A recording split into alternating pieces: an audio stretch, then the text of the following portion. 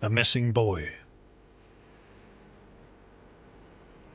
Most missing people thankfully turn up. Children, they turn up, but there's always 1 in 1,000 cases that becomes more suspicious. This boy, Lee, doesn't turn up. What our intention to do is to conduct a thorough search of the immediate area where he was last seen. I did think that he'd been murdered. I could help you, I would, like, no, but I don't even know the little boy. Now I think maybe he hasn't, because they haven't found his body. I think all teenagers have secrets that they don't tell their parents. So is he missing? He said that he had seen Lee a couple of days after he went missing, which is obviously highly significant. Or could testimony, unheard until now, point to murder? I could see a mattress. It was certainly a very large, dark stain. I believed it to be blood. A boy who captured hearts and headlines. I've missed my son so dearly. A case unsolved for 30 years. If he has been murdered, tell us where he is, tell us where his body is so that we can bring him home and bury him.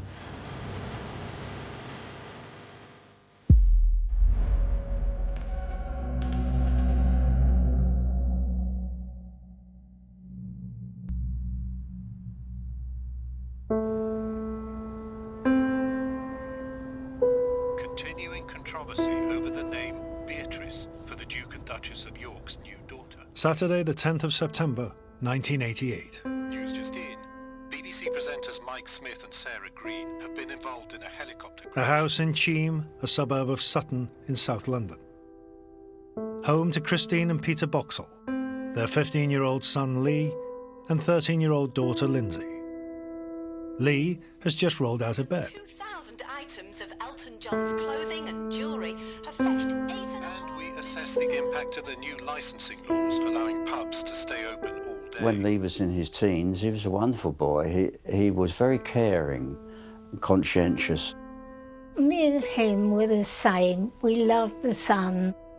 So he used to sit in the sun with me and he'd play football out on the green. The morning feels like any other Saturday.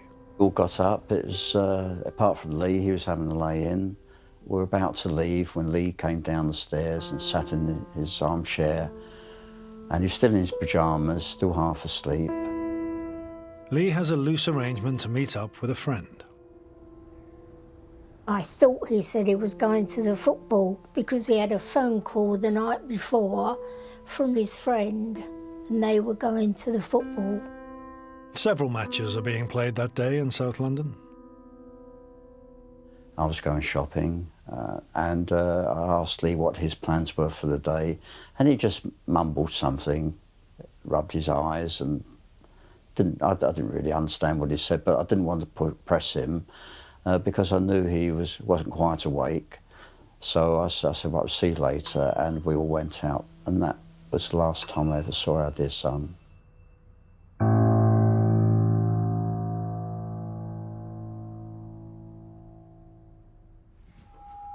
A little later that morning, Lee leaves the family home. Peter gets back at lunchtime. There's no sign of Lee. In the afternoon, I was expecting Lee to come back home after he'd gone to see the football game, whichever he chose to go to, but he didn't return.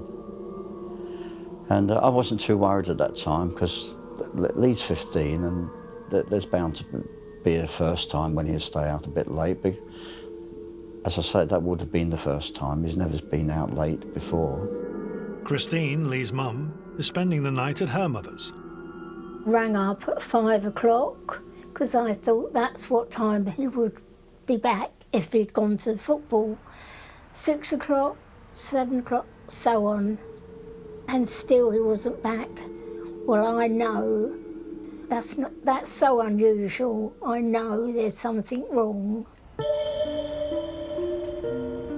We started ringing hospitals to see if he'd been in an accident, and we rang the police, anybody we could think of, and there's still no sign of Lee. And my wife was certainly panicking then, but you know, I said, keep calm, he's probably okay, there's a first time for everything, you know, he'll be home soon. I really can't remember that night, but I know it was horrendous, absolutely horrendous. It was just a nightmare, our worst nightmare. Next morning, there's no sign of Lee. Contacted the police again, and they came around. That they took the attitude, as they would do, that Lee was a boy, he's 15, he'll be back soon. The day draws on, and Lee isn't back.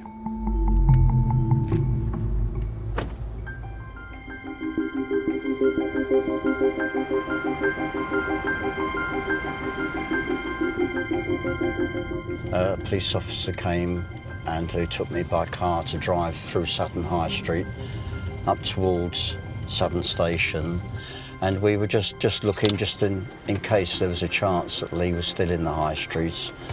Sadly, we didn't see any sign of Lee. The police check all Lee's known haunts. His friends, his relatives.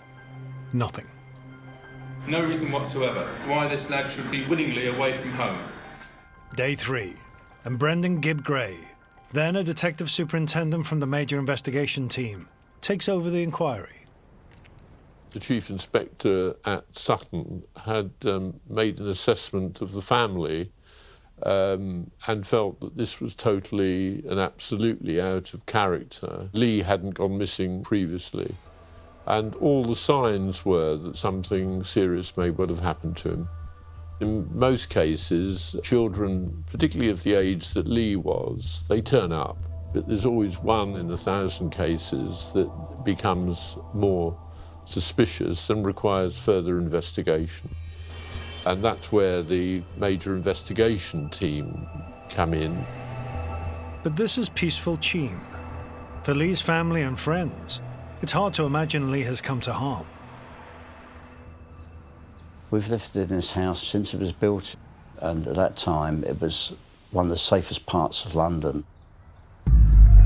He almost disappeared without trace.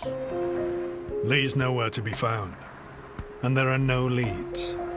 Coming up, police ask whether he might have run away from home. I got the strong feeling that Christine was overprotective. It did cross my mind that this may have some bearing on what had happened to Lee. And attention focuses on an informal youth club that shows Sutton is more sinister than it seems. The majority of them were girls ranging from the ages of around 13 to the ages of 15, with quite direct questions like, are you a virgin? Who have you had sex with?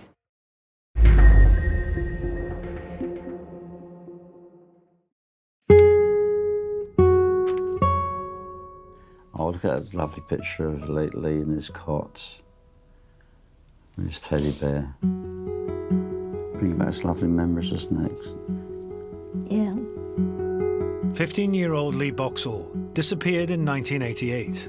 His family cling to memories. I always think if only we could put the clock back. And you can't do that. You've got to carry on. 3 days after Lee disappears, the man leading the investigation questions whether Lee could have had a motive to run away. I did get the very strong impression that the father was a very quiet and reflective individual, and Christine was much more emotional. You might say that we're all protective to our children, but I got the strong feeling that Christine was overprotective. And it did cross my mind that this may have some bearing on what had happened to Lee. I think I was really such a worrier. Christine admits she was nervous when Lee started secondary school, and from his first day, shadowed his movements. I got a job at Cheam High School when Lee first went there so that I could keep an eye on him. Maybe I was overprotective, but that's what I wanted to do. I followed him right to the gate, but he didn't know. When I got home, I told him that I was following him, and he went, "Mum, don't do that anymore. You're so embarrassing." So I didn't. Maybe over the top? I don't think so. Every mum worries about their children. Lee's parents are convinced he hasn't run away. The police questioned me closely, they questioned his mother closely, all of his friends, kids at the school, teachers. They could find absolutely no reason why Lee would run away. So if Lee hasn't run away, could he have been abducted? And where could that have happened? Police focus on Lee's last known movements. The previous night he discussed going to football, but he didn't go with his schoolmate and friend Warren Gwilym to watch their home team Sutton United play in Lancashire. Lee said that was too far to travel. I was going on the supporters coach and Lee gave me 50 pence to get my match day programme from the game, and I've kept all these years. Several other teams had fixtures locally, and Lee enjoyed any football match. Charlton Athletic were playing at Selhurst Park, the ground they shared with Crystal Palace, 7 miles from Sutton. We had a firm belief that he had gone to a football match. And I think once you've got that in your mind, you rather do concentrate on eliminating all the possibilities. John McQuaid is a former detective inspector who oversaw a cold case review as a senior officer with the Metropolitan Police in 2010. So we know that Lee left the family house at about 10:30 a.m. that Saturday morning. He walked into Sutton Town Centre where he met a very close friend. Lee asked his friend about the possibility of going to the football game at Selhurst Park. His friend did not want to go with him. I'll catch you later. Yeah, I'll see you later. So Lee was left alone to his own devices. With so many potential matches Lee might have attended, and so many thousands of faces in crowds, his parents are brought into the police station to help scan video footage. That was a daunting task. Looking at the video at the crowd was like looking for a needle in a haystack. Unfortunately, there was nobody there that looked like my son. He was last seen at 1 p.m. that afternoon in Sutton. 3 months into the inquiry, the case is on BBC's Crime Watch. United, but they were playing away in Lancashire, so he might have gone to another match.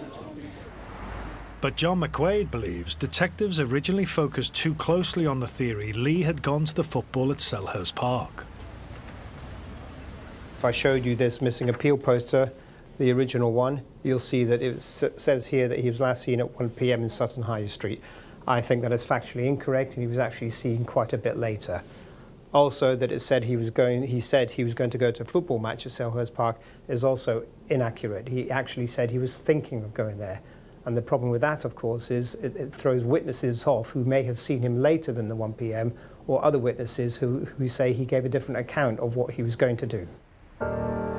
To get to the football match at Selhurst Park, Lee would have to catch a train. There were several sightings of him around town, including, crucially, one outside what was then a Tesco, now an Asda, at 2:20 p.m, 15 minutes walk from the station. He saw 2 boys who knew him well from school and from Sutton United, where one used to sell programmes with Lee. The reason that meeting with his 2 friends outside Tesco is so important is this, that at 2:20 p.m. in that location, Lee would not have had time to get to Selhurst Park, a stadium he'd never been to before, for a 3 o'clock kickoff, and gave them no indication that he thought he was going to try and do so. Did we over-focus on Selhurst Park? Well, I suppose looking back, you might say we did, because nothing came of that. But at the time, we were really dealing with very, very little hard evidence. And we had to concentrate on the things that we thought were likely to bring a good response from people. No sightings at a football match, no evidence of running away, no finding of a body. For investigators and Lee's family, it was back to square one. one is led to the conclusion that something's happened to him. What exactly that is, it would be hard for me to speculate. Over the years, police revisit Lee's case, seeking a breakthrough. The Cold Case Review reinvestigates the darkest theory, that Lee has been murdered. We felt we just had to reassess the evidence and intelligence and take some positive action to try and find answers. 4 known paedophiles and 17 other individuals are checked out by the original investigators, relating to potential sex offending. One paedophile was living near Lee's home and had just been freed from prison after serving 4 years for sexually abusing young boys. Detectives are suspicious of the offender. However, when he was interviewed, he had a strong alibi for the afternoon that Lee went missing, and he was therefore eliminated. Another boy went missing in South London 2 years earlier than Lee. Could the cases be linked? Kevin Hicks was just 1 year older at the time he went missing and lived only 7 miles away. He'd left his home in Addiscombe at 8 p.m. to go and buy eggs. He was seen at 10 p.m. walking back, and then he disappeared. The term serial killer springs to mind. However, there is no evidence at all that the 2 cases were linked, and our priority was to turn the focus back on where Lee did go that day. There's little CCTV at this time. Police retrace Lee's steps. The sightings outside Tesco rule out a trip to football. So where was Lee headed after that? I think Lee was in Sutton High Street by himself and probably a bit bored. When he spoke to his 2 friends at the corner of this alleyway, they said that he walked off in that direction. So he's heading east, towards his home, though there's no evidence he returns there. Close to his home is St. Dunstan's Church. In the grounds, an informal youth club called The Shed. It's a popular haunt for teenagers. As a young teenager, this woman, the same age as Lee, came here along with many children from his school. She doesn't want to be identified. We're calling her Sally. I started coming down here when I was 13 years old. Most of the other children who were here were from Cheam High School. The majority of them were girls, but there were also boys, ranging from the ages of around 13 to the ages of 15 that I knew of. A lot of people came because it was like a youth club, really, but they were allowed to smoke and drink. It's not until 1990, 2 years after Lee's disappearance, that the original investigators become aware of a potential link with St. Dunstan's graveyard. They receive information about a startling admission made by a bank worker at a party in London. He tells a colleague he knows what happened to Lee. An off-duty police officer heard a young man boasting that he and others had beaten up and killed a boy and buried him in the graveyard at St. Dunstan's Church. That officer reported that to the investigation team at Sutton, and he was arrested and interviewed. He denied knowing anything about Lee Boxall and said that they were empty boasts. Then another work colleague tells police the man has told her a similar story. A co-worker of his came forward to provide a statement saying that same young man had boasted to her he knew where the body of Lee Boxall was buried and named St. Dunstan's churchyard as the venue. The woman takes police to the churchyard to try to identify the grave the man described. They find nothing, and police take no further action against the bank worker. Now, what our intention to do is to conduct a thorough search of the immediate area where he was last seen. But suspicions about St. Dunstan's won't go away. Fresh inquiry officers investigate and are immediately concerned. There is a common thread amongst many witness statements of threats of violence, of intimidation, of control, of threats to harm them if they exposed the activities going on at the shed. It's being run by a convicted paedophile. And what happens there goes far beyond smoking and drinking. It was always quite a flirtatious atmosphere with quite direct questions like, are you a virgin? Who have you had sex with? People would talk a lot about their boyfriends. They would either come with them or they'd meet other boyfriends and they'd swap around a little bit. Then they would start talking about their underwear and sometimes showing it to one another and things like that. In the alleyway leading to the church, echoes of the youth club.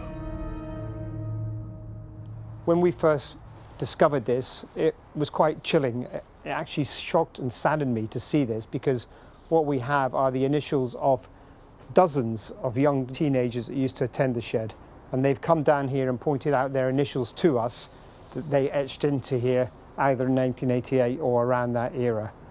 I find it a really sad indictment of what was going on in this area at that time, that so many youngsters were attracted to this place.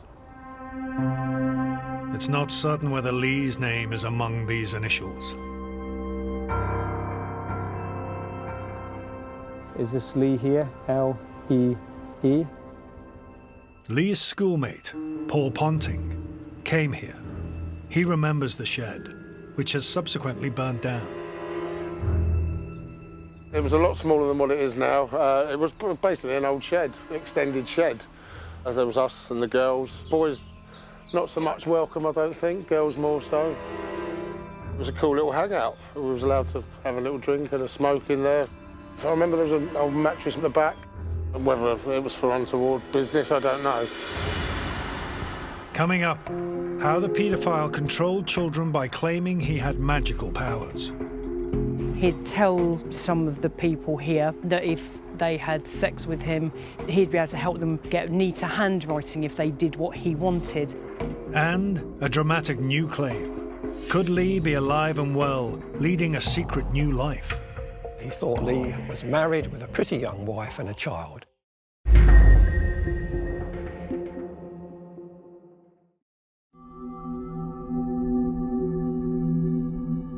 The early 90s, and still no news for the parents of 15-year-old Lee Boxall, who's been missing since 1988.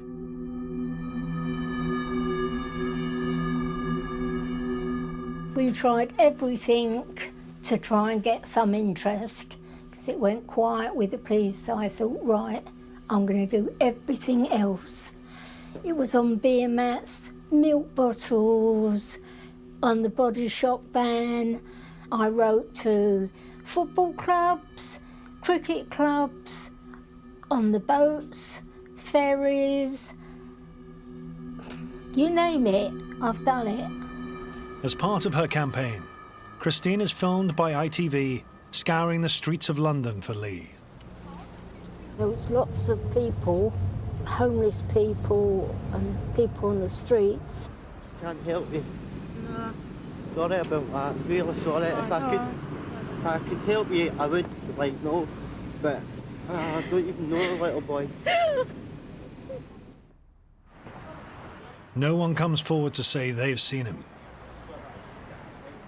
So clearly at this stage we've got to make an assumption that he may be dead or being held without his will. Brendan Gibb Gray was in charge of the investigation. He's aware how tough the lack of news was for Lee's parents. After all these years, I often think of them and the agonies that they're going through. And it was very difficult as time went on to be able to say to them anything that was encouraging. You could start with being very optimistic and we'll sort this out quickly. And as days goes by, you find there's very little fuel left in the tank or few tools left in the toolbox. And we've got good sightings in the high street, as I say, about lunchtime. It was a very difficult inquiry.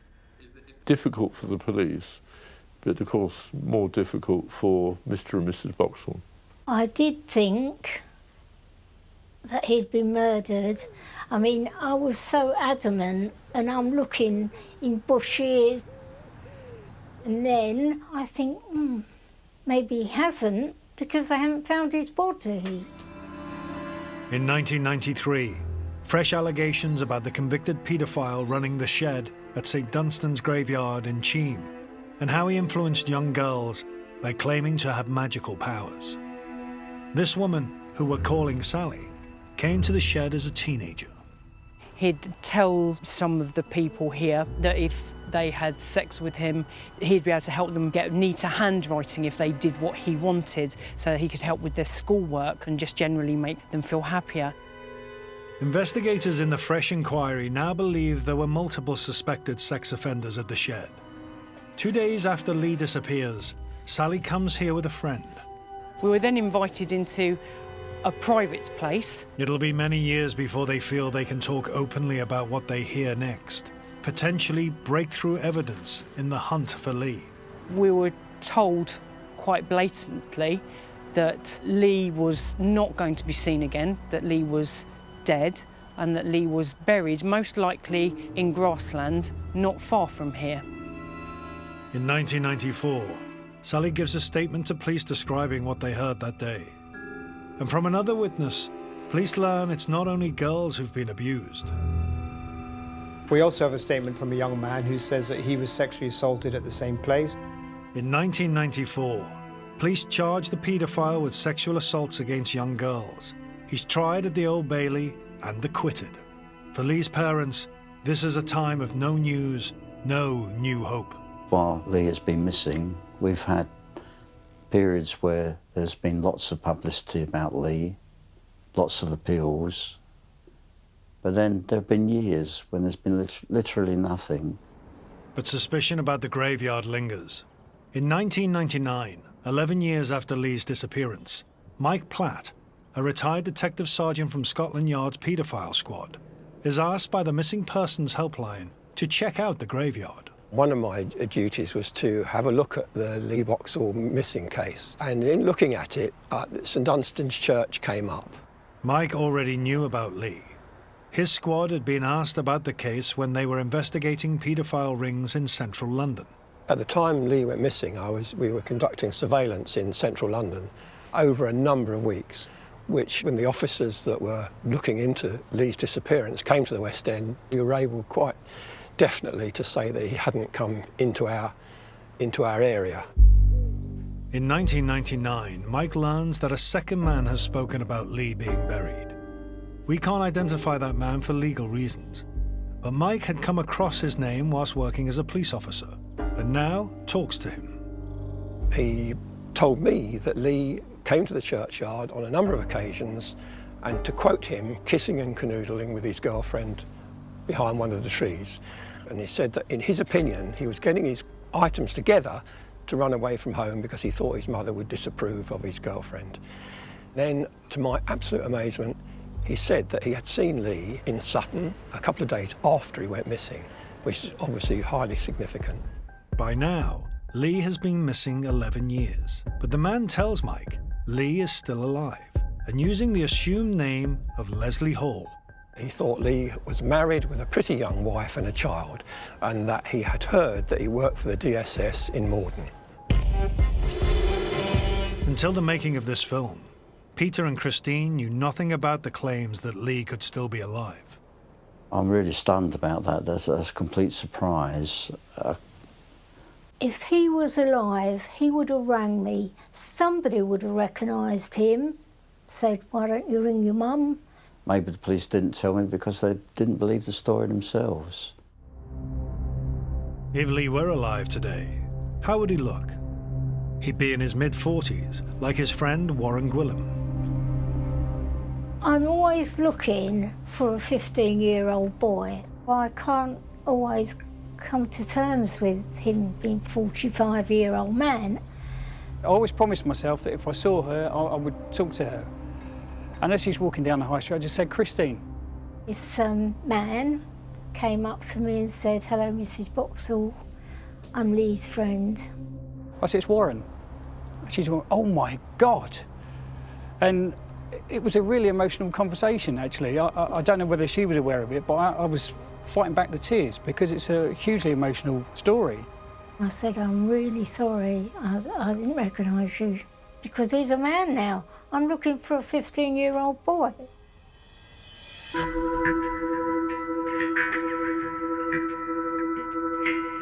The Boxalls are about to discover how Lee could look today as an adult.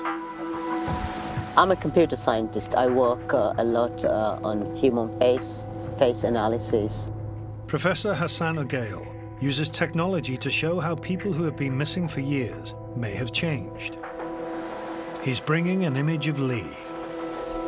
It's going to be very hard to look at that picture, very interesting. So what we did was we actually fed Lee's image along with the parental facial images into our system, and then we predicted what he would have looked like at age, say, 43 to 45. It's going to be quite a thing to see this, to see how Lee would look if let's assume he's still alive.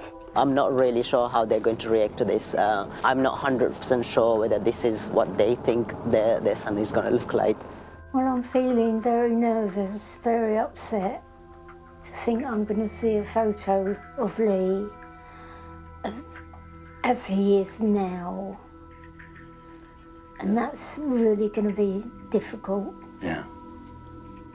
Yeah, very upsetting, but let's see.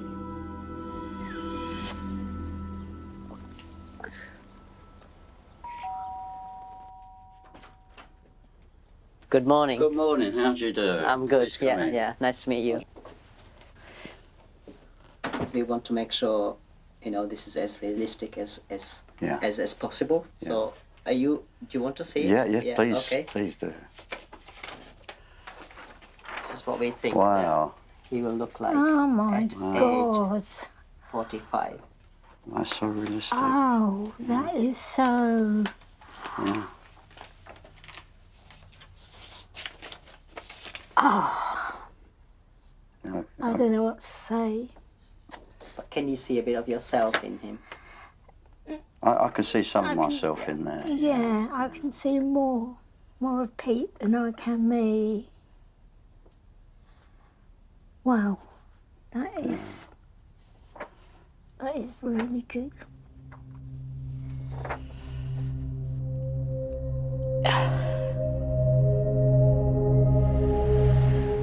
Back in 1999, former Detective Mike Platt tells police of the claim Lee is alive and using the name Leslie Hall. But investigators can find no record of a Leslie Hall matching Lee's age and description.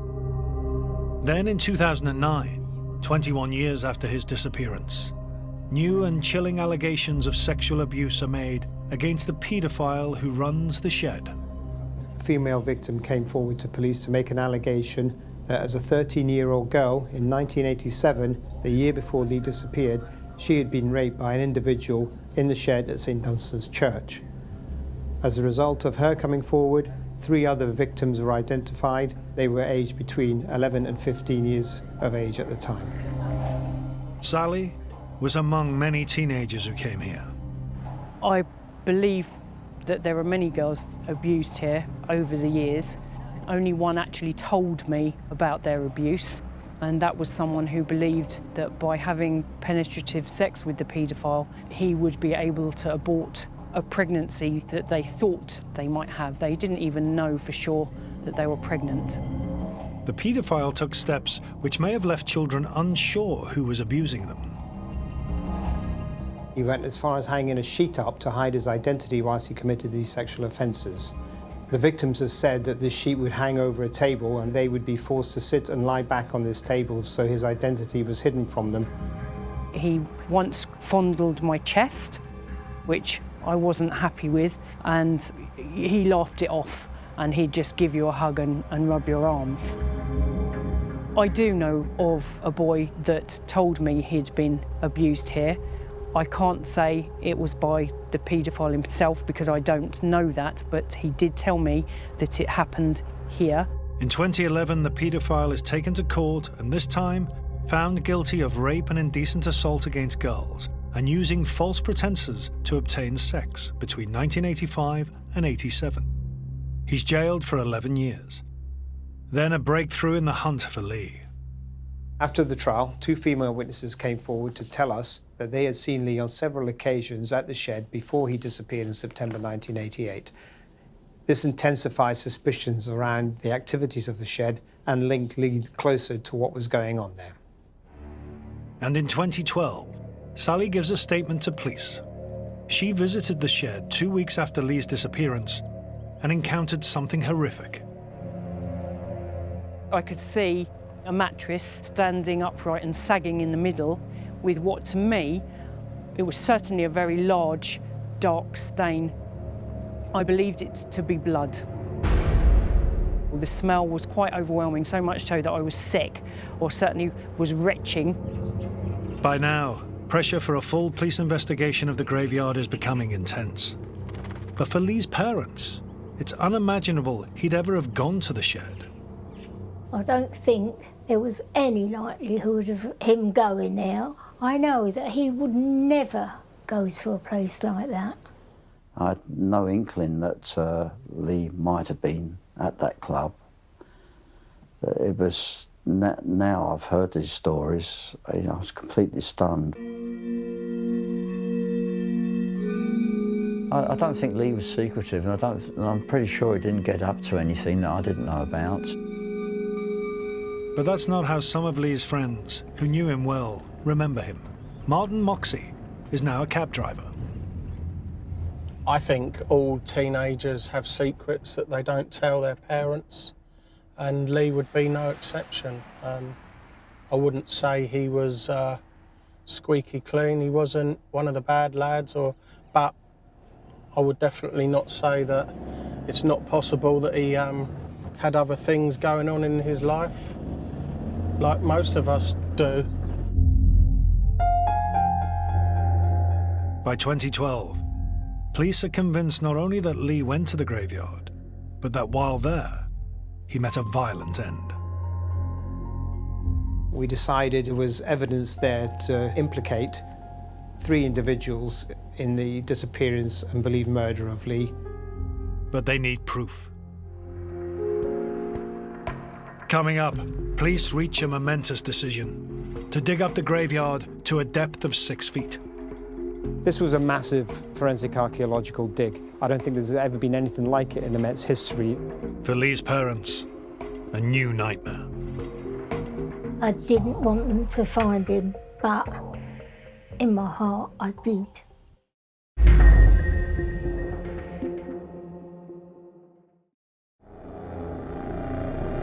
(2012), and in the fresh inquiry into the disappearance of 15-year-old Lee Boxall, one place in particular is mentioned in statements to police: St. Dunstan's Church in Cheam. There has been so much rumour and information coming in linking Lee to the shed and the graveyard that we felt we just had to do a forensic archaeological dig within the graveyard to try and recover Lee's body, if in fact it was there. When the police came to see me, I thought they had news that they found Lee, but no, they dropped this bombshell that they thought that Lee had been murdered and buried in the graveyard.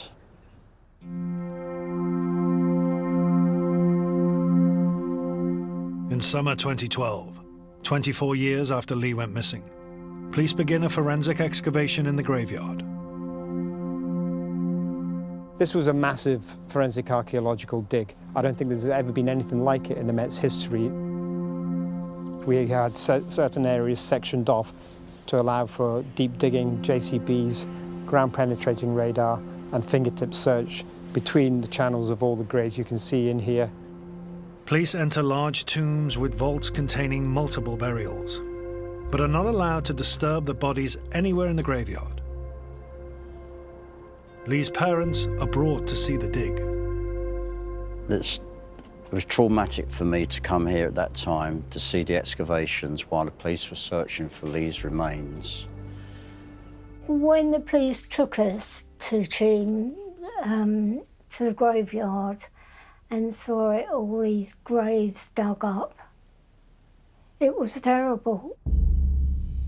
A lot of people really complained because they were their family's grave. So, you know, that was very hard for them as well. It was horrendous.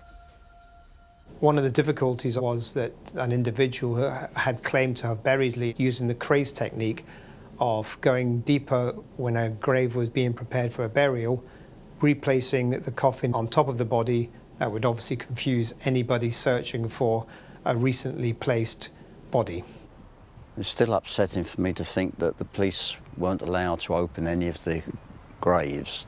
They were only allowed to excavate in between the graves. So there's still a possibility that although Lee hasn't been found here, he could still be here. The dig lasts a year, costs £1 million, and ends in 2014, without finding Lee. 3 men and a woman, who can't be named for legal reasons, are then arrested on suspicion of murdering Lee and perverting the course of justice. But with no concrete evidence, they're questioned and released without charge. The jailed paedophile who ran the shed is also questioned about Lee's disappearance, but denies all knowledge. I just pray that somebody will come forward and tell us exactly where he is. I need to find my son. It's a case that's very close to my heart. I've met the family on several occasions and really feel for their pain and anguish. It was really disappointing that we aren't, at this time, able to give them any answers as to what happened to Lee other than hypotheses. I'm fairly convinced that the evidence points to foul play and that Lee met his end that afternoon. In 2013, Peter is asked to make a speech at the Christmas Carol concert given by the Missing People charity in St. Martin's-in-the-Fields. I just happened to mention that I'd had a dream that I was singing the song about my son Lee in the church, and the charity said, "Oh, well, why don't you come along and sing it?" And I thought, oh, well, they're just joking, you know, I can't sing, I can't write songs. Where would you like to go, folks? St Martin's-in-the-Fields, please, at Trafalgar Square. So very emotional standing there. I don't know how you do it. I really don't, because I couldn't do it. Somebody out there watching who knew Lee, who knows what happened, they must feel in their heart, I must say something. Somebody out there has got to know, please come forward.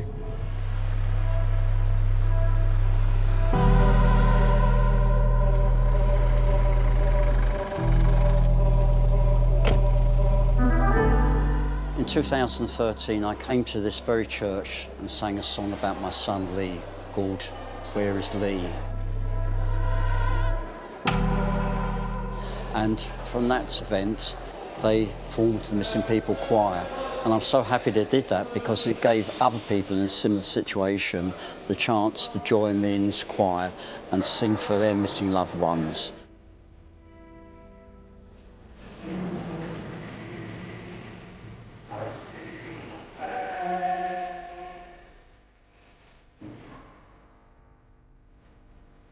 Singing in this church reminds me of when the police were excavating the graveyard looking for Lee's remains.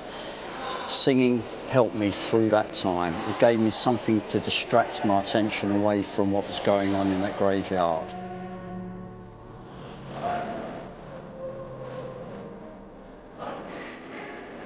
More than 30 years on, Lee's parents still can't be certain what's happened to their son. I think the most likely was that he was murdered.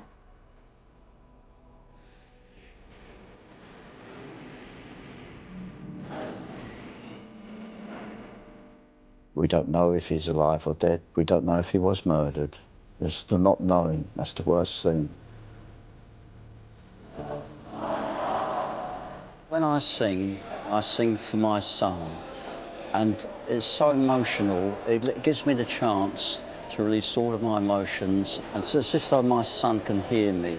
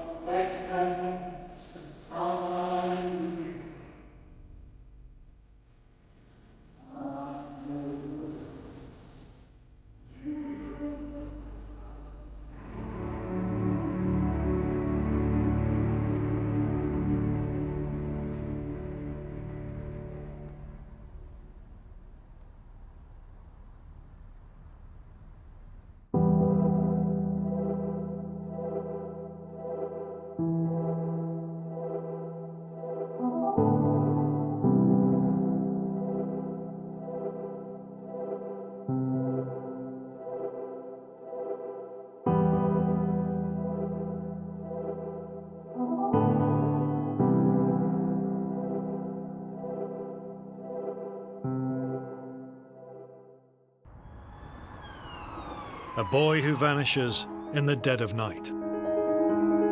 I can't even imagine how traumatic it was for my friend who was observing me on my hands and knees, digging for my son's remains. A multitude of conflicting clues. Has he come to harm? Has he chosen to disappear? You could theorise that it would be a good way to ensure that no one could trace you if you wanted to run away. A boy with secrets, never fully revealed until now.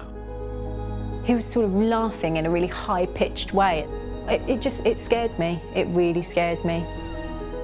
Because I didn't know who that person was. A shift from drug using to dealing. Luke was undercutting people and stepping on people's toes, and it wasn't very well appreciated by the other people. A boy who may have stepped too close to a dangerous world. There's been many kidnappings that end up in murders. He's more than likely been killed. A son and a brother gone. No contact, no body, no end to the torment. I'm sorry. 13 years without an answer. Is Luke Durbin missing or murdered?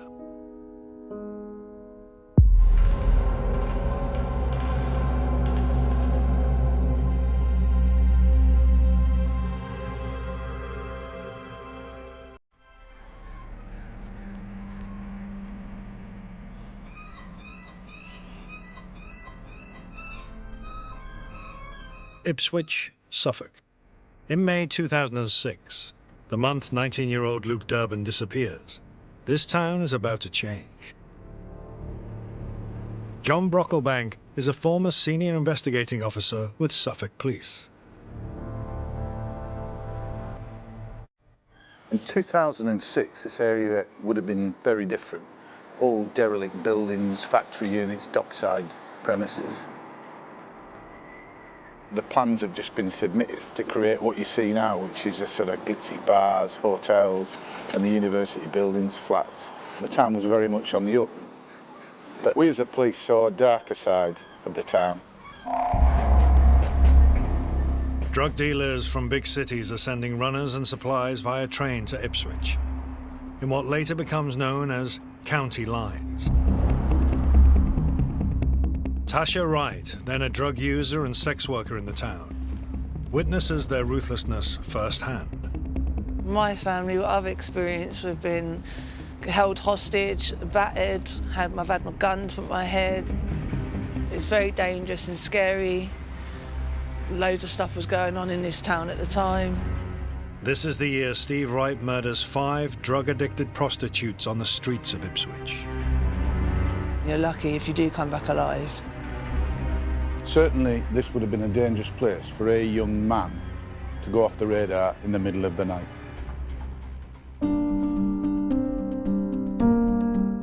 But in May 2006, that's what happens to Luke Durbin. He's living with his mother, Nikki, and sister, Alicia, in Hoseley, 16 miles from Ipswich, where he grew up. When Luke was about 5 and Alicia was about 3, me and the children's father split up. So it was the 3 of us, and we were a very close family, I'd say. It was hard work, but I think as a parent, once your children are older, you realise how easy it is when they're little and you know that they're safe in bed. Jocelyn Barber is Luke's cousin. Luke and I were inseparable when we were younger. He was like having a brother that was the same age, which worked brilliantly well. When you're growing up, when you're a child, some people are just really cool, aren't they? And he was a cool customer.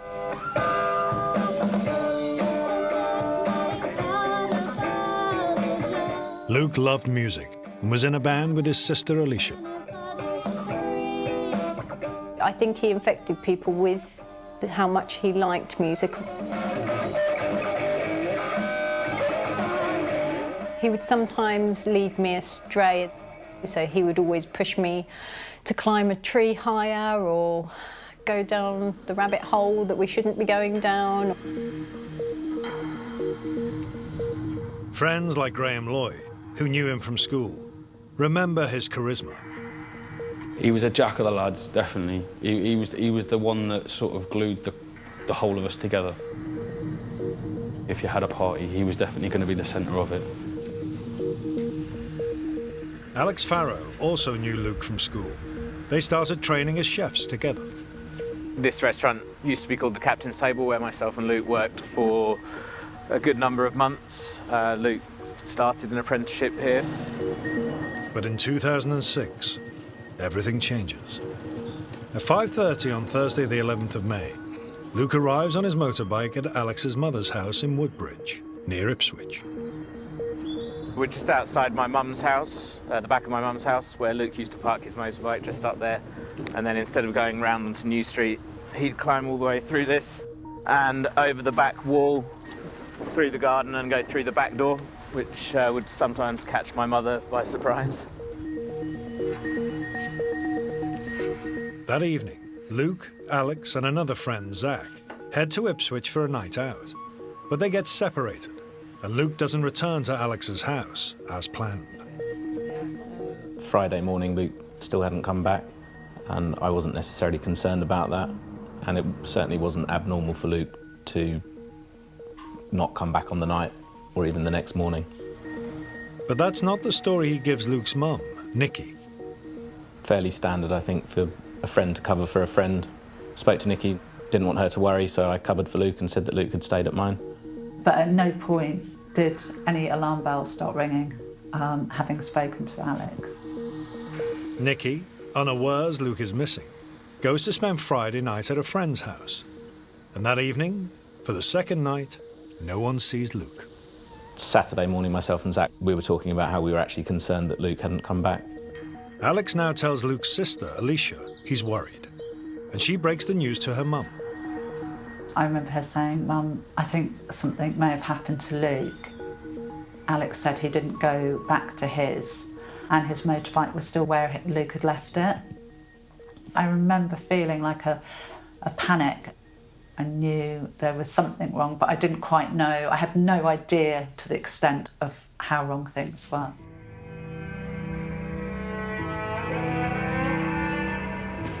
Alex is wrestling with not having reported Luke missing at an earlier stage. I think you always think, what could I have done to make a difference? But I don't think Nikki would have raised the alarm if I'd have said just that day he didn't stay at mine. I think she would have probably thought fairly similar to what I thought. With missing, it just doesn't stop. I'm very familiar with the black cloud that can come over me now. I know what that black cloud is about. It is about my despair of losing my child. Coming up, as police launch a hunt for 19-year-old Luke, could he have upset the wrong people? There's a lot of nasty people around here that if they don't like you, they'll get you. Or has he simply taken off by himself? He's done it before. He went to France for a couple of days. Yes, I do remember that.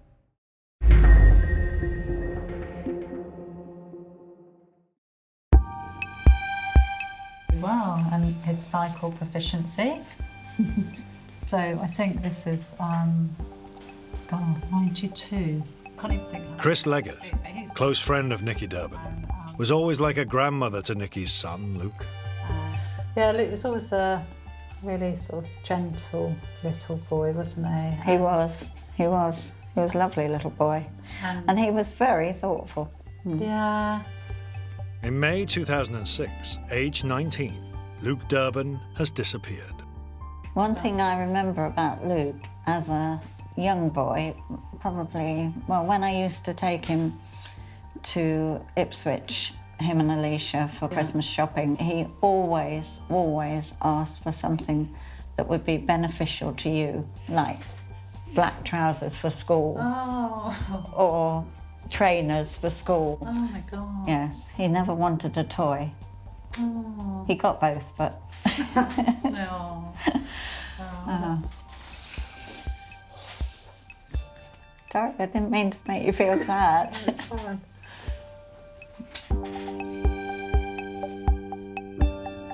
Luke is last seen during a Thursday night out in Ipswich. Nicky only learns he's missing on the following Saturday. In my head, Luke was at work. I knew he had to go to work on the Saturday. My first reaction was to call his workplace. Luke's new job is at a cafe cum greengrocers up the coast in Aldborough, run by Susie Medland.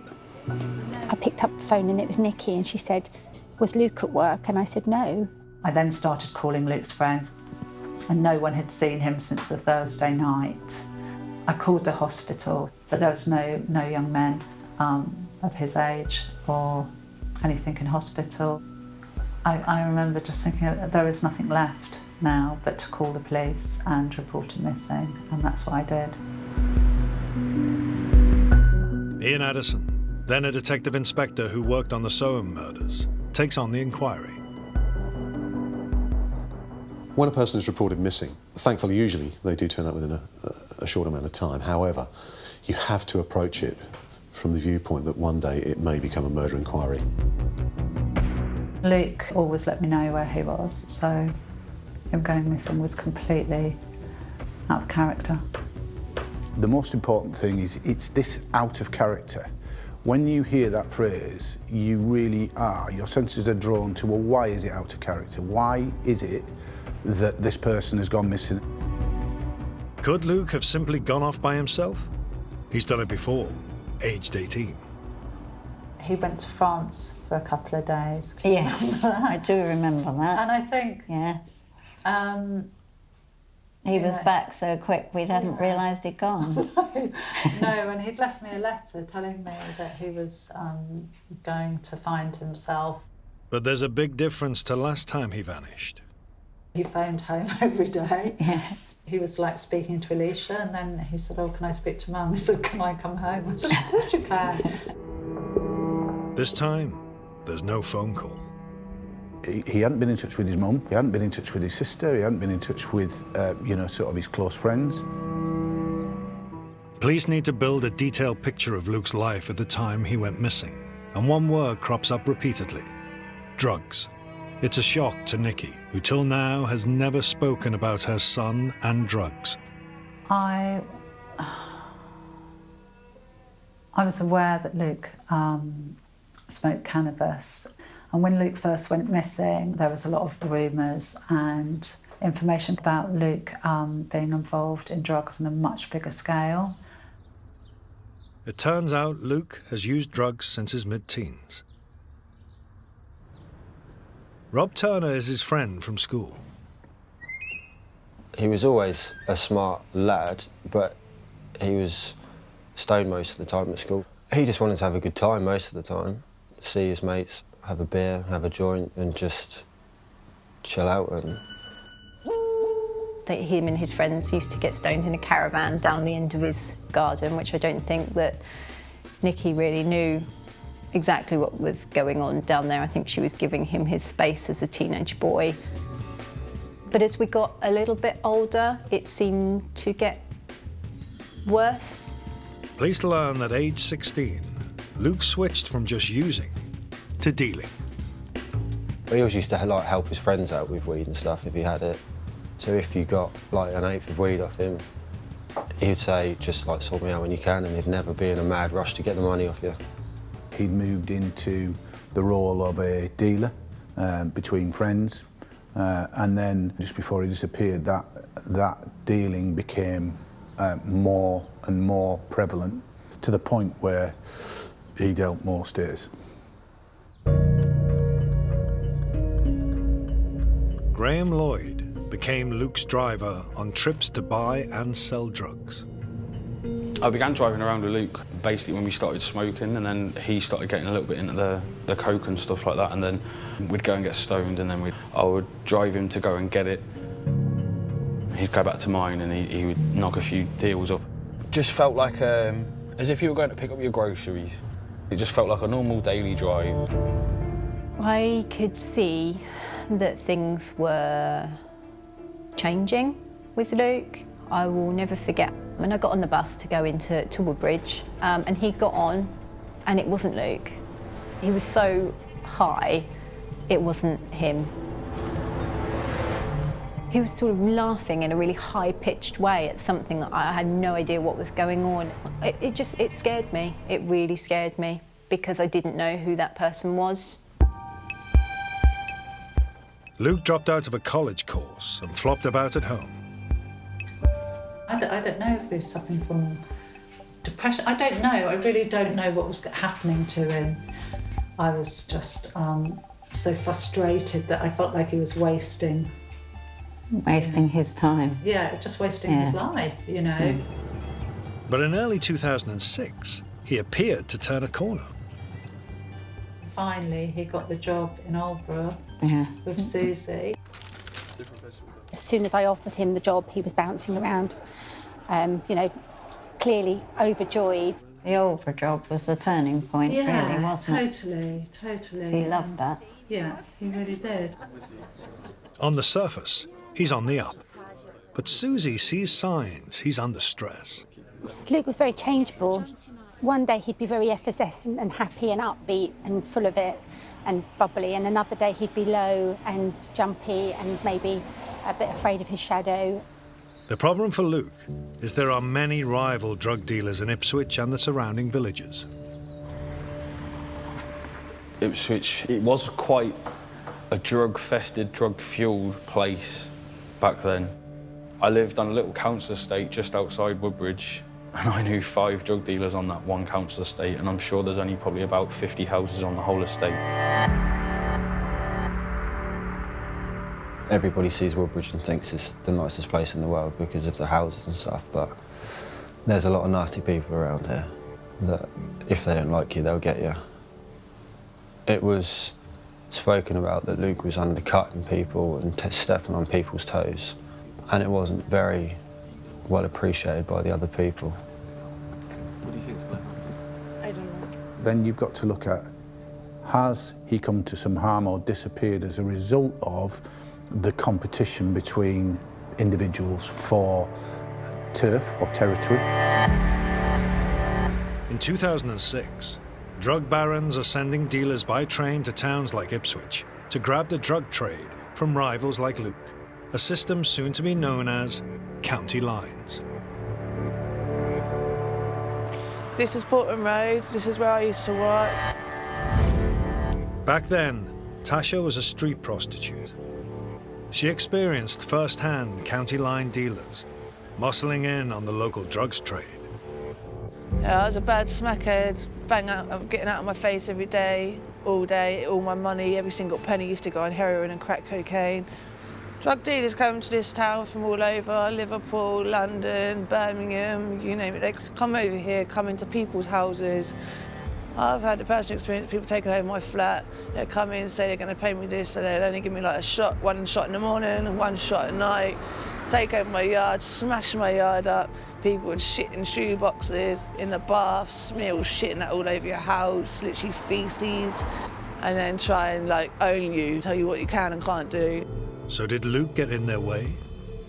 When I see other people from our own town, like our own people selling the drugs, they hate it. Police need to build a detailed picture of exactly what happened the night Luke went missing and any involvement with drugs. Coming up, are there signs Luke could have gone off radar and still be alive? The leaving of the phones and the leaving of the wallet struck me as quite an odd thing for somebody like Luke. Or has he been abducted and murdered? Like drug debts, you could owe someone money and like you could be walking down the street and nowhere to rely, you could be bundled in a car and disappeared.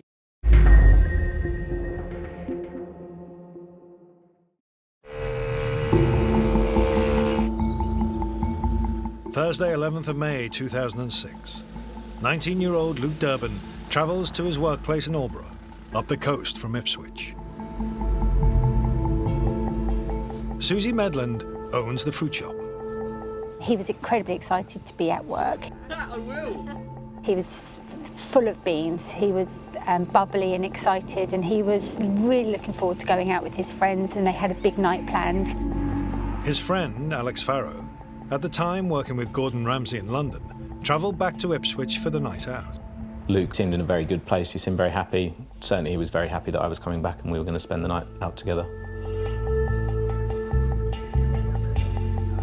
Alex calls by the shop and they visit the beach. At 5 p.m, Luke leaves work, leaving behind £200. He left all of his wages and he had intended to take them with him, and I think he was so excited to go that he just forgot them. He left it in the tin. First, Luke goes home. His mum, Nikki, finds him with his sister, Alicia, in the garden. Both the kids were laughing lots. It was just like, if you can capture a lovely, happy family moment, that would have been it for me, you know. He went to go and, you know, did all the usual, have a lovely night, love you, all the usual stuff we'd say. And then I just remember saying to him, don't drink and drive. And I had no idea of the horrors that were going to unfold, and it certainly wasn't about Luke drink driving.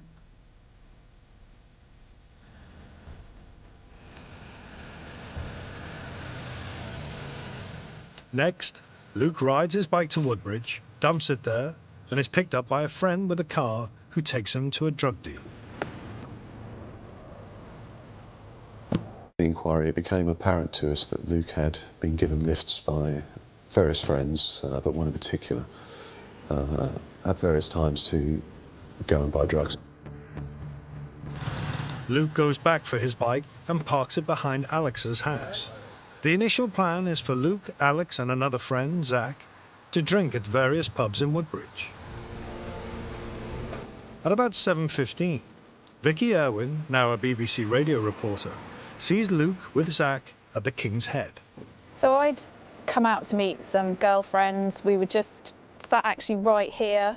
I was sat on this side, they were sat on the other side. They were sort of rolling a cigarette and being quite gregarious and chatty, and we were all just sat there thinking, hold on a second, I mean, we're all in our early 30s, late 20s. You look about 12, because he looked quite young.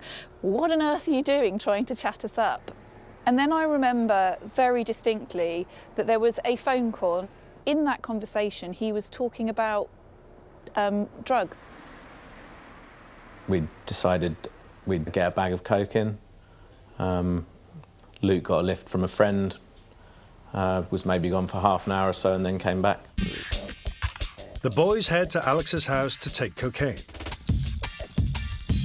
Then come up with a new plan, to go clubbing in Ipswich. Luke calls Graham Lloyd, asking him to drive them there. The original arrangement was that I was going to take everybody out. He was going to buy me drinks of Coca-Cola all night, and then I would bring everybody home again at the end of the night safe and sound. Luke is to stay the night at Alex's when they get back. At the last minute, they decide to stand down Graham and use a taxi instead. And I got I think it was a text message off him saying, you haven't got to take us, you just need to come pick us up, I'll get in contact with you later on. Luke left his phone, his wallet, all his keys and things like that at mine because he was worried that he'd lose things when he went out. The leaving of the phones and the leaving of the wallet struck me as quite an odd thing for somebody like Luke who was reliant on his phones really for his day-to-day contact with friends and associates.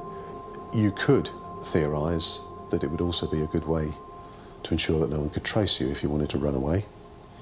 However, at that time, we had to go with what we were being told by people, and that was that he didn't want to lose them. At 11:30, Luke, Alex and Zach take a taxi to Ipswich.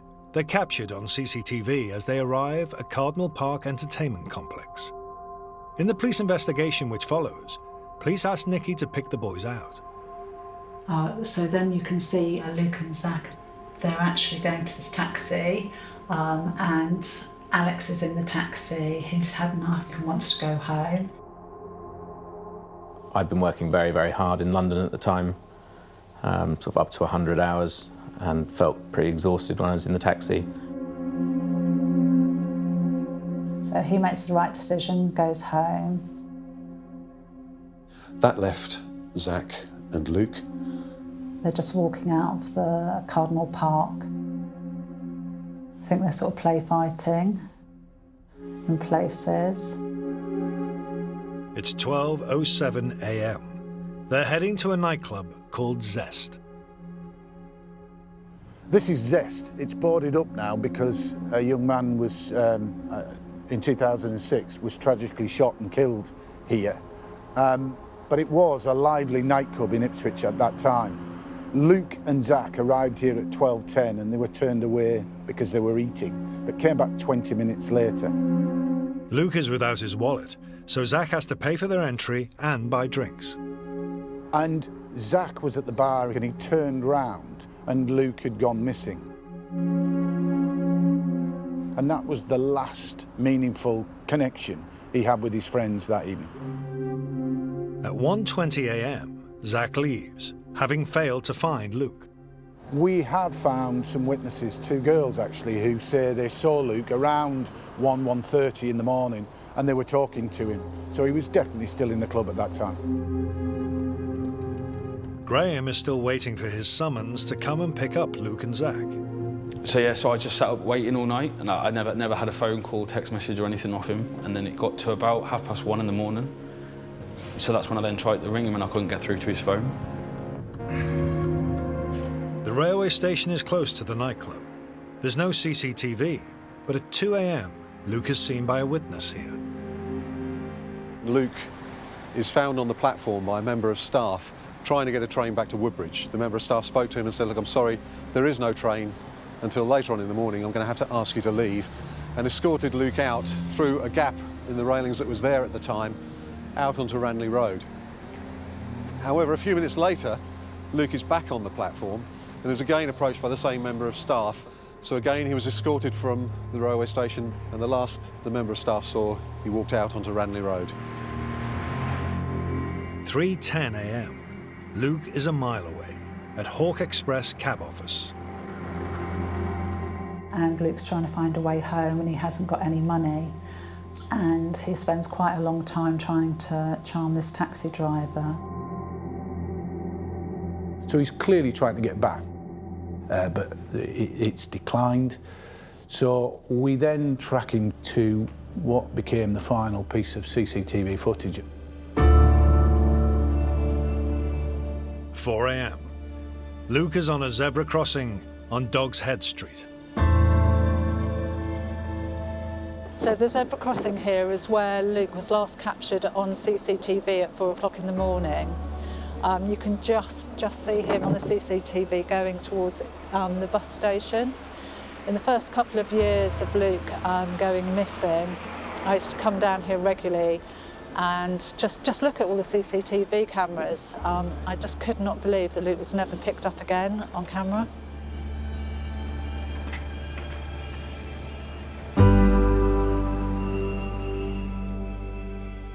And, you know, it's very clear from that he's actually walking into the bus station.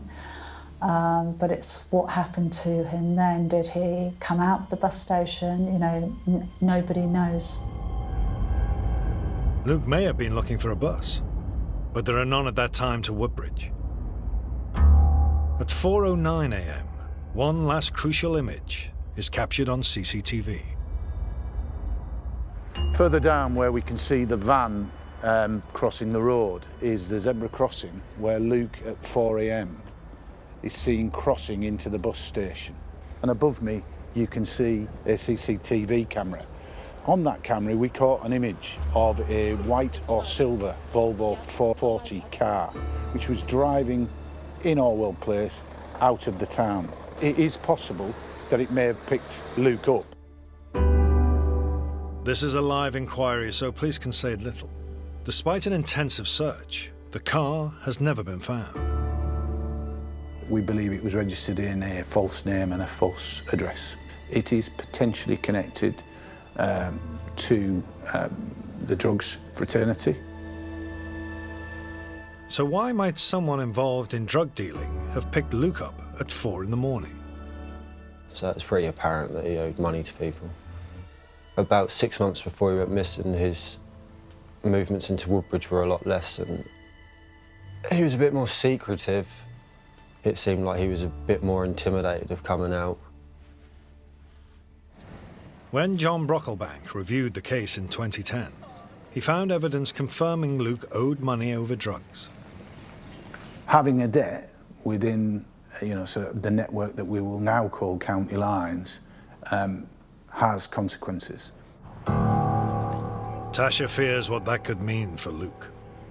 Like drug debts, you could owe someone money and like you could be walking down the street and nowhere to rely. You could be bundled in a car and disappeared. You could never be seen again. Or you can be bundled in a car, taken to a house, tortured, beaten the fuck out of. He's probably got himself maybe like in debt with drugs, and they've gone and took him off somewhere to make him work the money off, the drugs off. I've known a few people to be taken off and worked as a drug debt. They'll take you up to London, Manchester, Birmingham, wherever. There were a number of connections that we were examining, some of whom were in Ipswich and had connections to London, particularly around the Brixton area. Take the left, cabby. Brixton gangs have an especially violent reputation. Former gang member Nikhila Whitaker, now a youth worker, was jailed over drugs. She's taking us on a tour of her home territory. Yeah, we used to call this part of Brixton Baghdad. You kind of got to have your gun with you at all times. The Brixton scene in 2006, drug selling was crazy. So I was a part of a county lines operation. I was very much involved in kidnapping people and making people feel the repercussions of things in the light of understanding that some people are not people to be messed around with. So if a local dealer from Brixton's coming in to take over the town, the local dealer within that town, if they haven't got no clout, then basically that person's getting taken off of the radar. It could be anything from being kidnapped, it could be anything from ending up selling for that gang. There's been many kidnappings that end up in murders. Coming up, as police investigate possible murder, there are multiple claims Luke has been spotted in London. The lad pulled his baseball cap down over his head and ran off, as if trying to hide or get away. And the possibility Luke has been killed takes its toll on Nikki.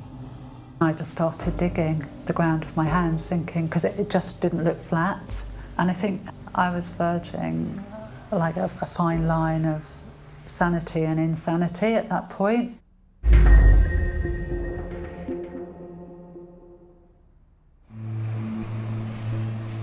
I just thought, if I come at the time that Luke disappeared, maybe I could see who was around.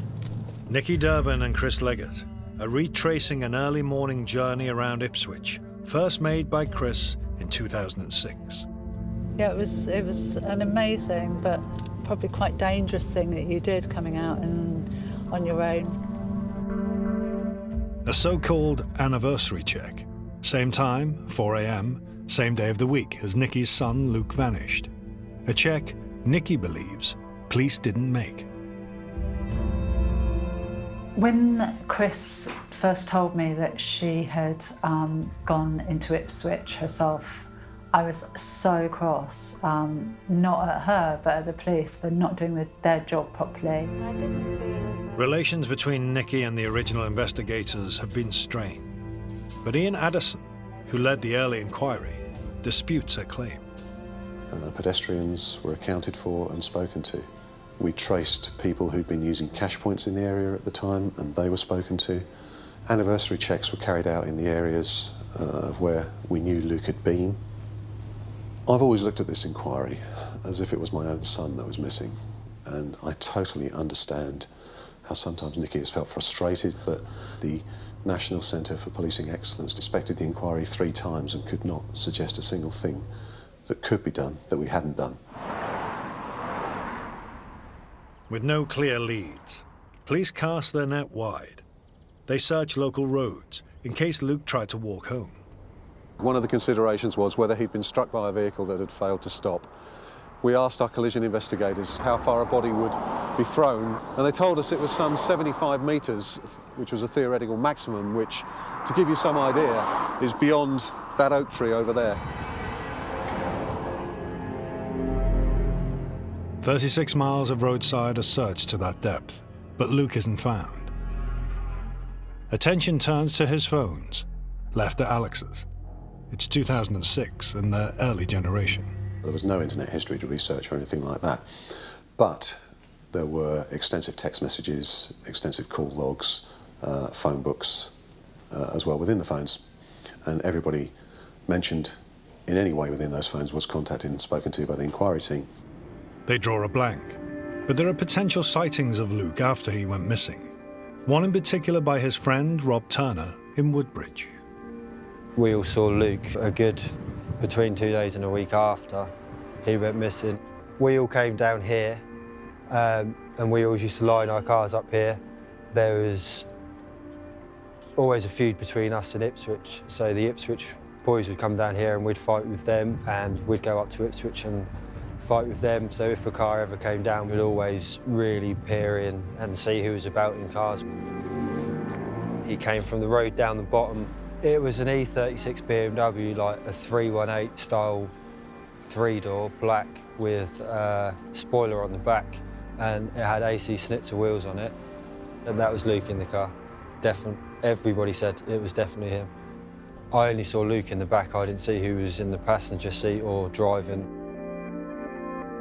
John Brocklebank investigated the claim. That one was really interesting to us, and we've done a lot of work on it. However, there were, I'm told, 9 people also with him in that area, and none of them can recall that event. There are other sightings of Luke in a car with 1 or 2 black men. Another man says he saw Luke at a stock car stadium near Ipswich the day he disappeared, but others present saw nothing. And there's a report Luke's seen at Whitechapel in London. And myself and the inquiry team travelled down there and spent a couple of days walking around talking to homeless people, street drinkers, drug users living on the streets. But frustratingly, we weren't able to confirm one way or the other who the person was. 10 months after the disappearance, a girl who knew Luke from school says she's seen him outside the Aldwych Theatre in London. The actions of the lad that was seen outside the Aldwych Theatre suggested that he didn't want to be found for some reason. He pulled his baseball cap down over his head and ran off, as if trying to hide or get away. There wasn't anything to corroborate that sighting, but it was of interest to me because of the connection to London, Brixton in particular, and to the drug dealers that may have been holding Luke against his will. No sightings check out, but a further link to Brixton emerges. Luke's name and date of birth were used in a fraudulent application for credit to people who live in Brixton. Those people were arrested. We were unable to prove any link to Luke's disappearance, but we found the use of his name to be obviously quite significant. Tasha, at the time heavily involved in drugs, believes there's no hope Luke could still be in Brixton. It's been 13 years. Well, if he had been taken to Brixton, he would have been back by now, wouldn't he? He's more than likely been killed. Sorry to say, but as much as it hurts, you know what I mean, he probably has. In Suffolk, the Fresh inquiry is focused on people connected to the drug trade locally and with links to London. At last, a potential breakthrough. In June of 2012, we arrested 2 people in connection with the disappearance of Luke, and actually in connection with the murder of Luke. Again, because this is a live inquiry, John Brocklebank is guarded in the details he can reveal. We searched a number of addresses and we sealed off a number of areas both in Ipswich, Woodbridge and elsewhere. A garden is dug up. We brought in specialist search teams. We also brought in police dogs who were specially trained in sniffing out human remains. I was so angry that someone could have, you know, murdered my child and they were lying in this garden, and it was just... It turned out that what the dogs had picked up, it was an old fish pond, and they believed it was the smell of, you know, dead fish. The people arrested are released without charge. In 2014, police search woodland in Ufford near Ipswich, where a bone has been found, thought to be human. Sent to America, it turns out to be a deer bone. The stress on Nicky is taking its toll. I can remember stopping my car and I started thinking that Luke was in some ground, and I can remember I was with a friend and I just started digging the ground with my hands, thinking, because it just didn't look flat. And I think it was like a verge of, I was verging like a fine line of sanity and insanity at that point. I can't even imagine how traumatic it was for my friend who was observing me on my hands and knees digging for my son's remains.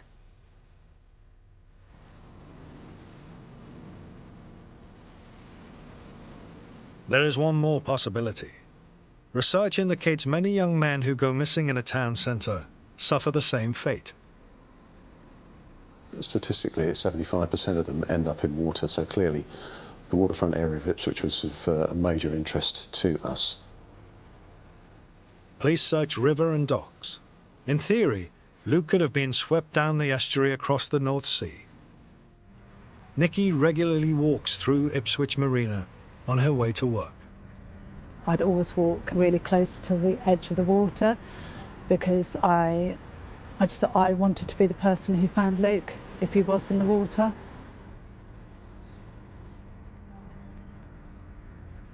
Luke's DNA was sent via Interpol to the European database, where periodically we had it checked against any unidentified bodies that were found on that side of the North Sea, in particular Holland. I'll tell you what, it's not very warm, is it? Hi there, can we go to Brick Lane? Lovely, thanks. 13 years on, still no answers for Luke's family. But they won't give up. Nicky and Luke's sister Alicia have travelled to London for an art exhibition organised by the charity Missing People. Paintings of missing loved ones have been commissioned to keep cases in the spotlight. Every family will be rooting for just one person, some new information to come in about one of the missing loved ones.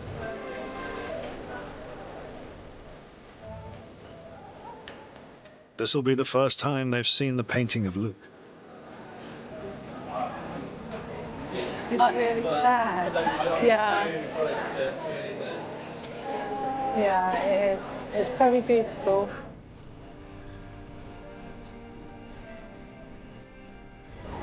The artist has brought him to life. Oh, you're right, yeah. I'm sorry. I'm sorry.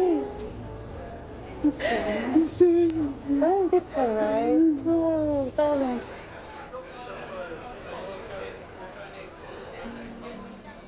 I genuinely, until very recently, thought Luke was still alive. I thought, oh, maybe he's gone away and because he needed to deal with what he's done. But it's been such a long time now, that hope is disintegrating. My personal belief, he's still alive. He's out there somewhere. Just doesn't want to be found because he's scared if he is found, then something might happen to him.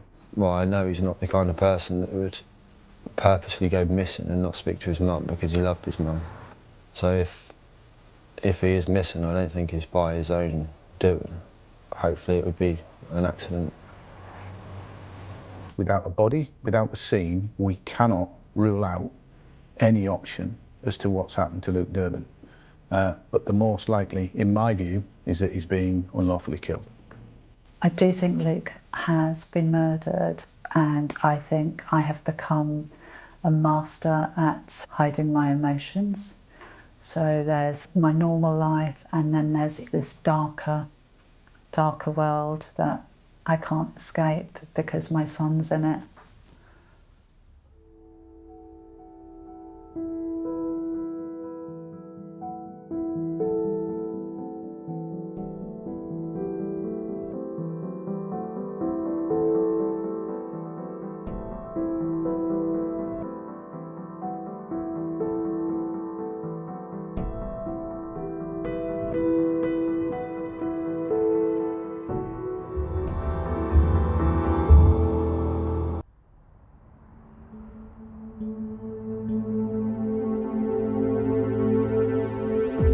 10-year mystery, one of the most high-profile, baffling cases this century. It just completely eats into you all the time. A father, a mother, closest friends devastated, as 35-year-old chef Claudia Lawrence walks across CCTV screens out of their lives. It's just confirmed that I'm a rubbish friend. I couldn't find. A firestorm in the media. I just thought, shit. Blowing the inquiry off course. This is not the way I wanted it to go at all. Police facing a wall of silence. It did seem sometimes as if a mist had been created, enveloping the murder investigation that covered up the truth. North Yorkshire Police taking a lot of criticism over the investigation. So did Claudia come to harm? Claudia's phone was deliberately switched off. Was it an abductor?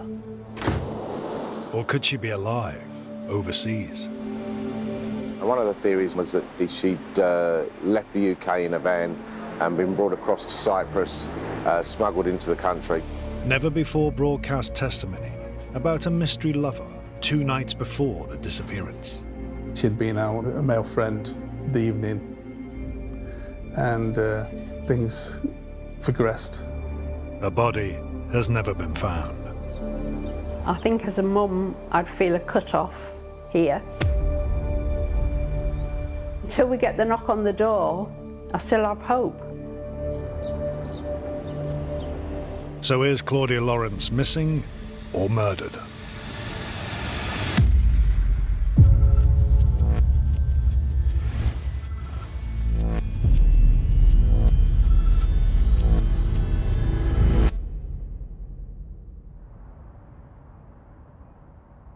York, Friday, March the 20th, 2009. Peter Lawrence approaches the home of his 35-year-old daughter, Claudia. I had a telephone call from Susie, one of Claudia's best friends, and she was very concerned that she hadn't been able to contact Claudia. I was extremely worried because Claudia is always constantly in touch with her friends. And it's very unlike her not to be. The previous night, Susie Cooper had expected to meet Claudia at the Nag's Head near the house. That night was just a normal night. We'd arranged to meet like we always do. It always happened, I'd get to the pub first and then Claudia would just kind of walk in the door. Their friend, Jen King, was working behind the bar. It rolled around to 10 o'clock and there was still no sign of her. I was worried because it was unlike her to just not turn up.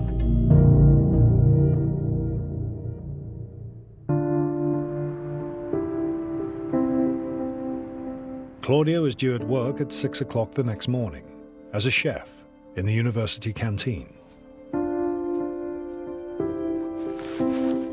The next morning, when I woke up, found her phone, it went to voicemail, and that was when I knew something was wrong.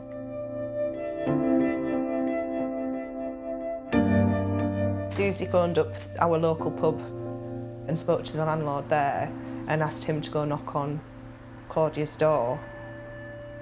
There was no answer. My feeling was just pure fear. Jen was calling hospitals. That's when Susie alerts Claudia's father, Peter. He drives from his home north of York. I was afraid we might just find Claudia lying on the floor.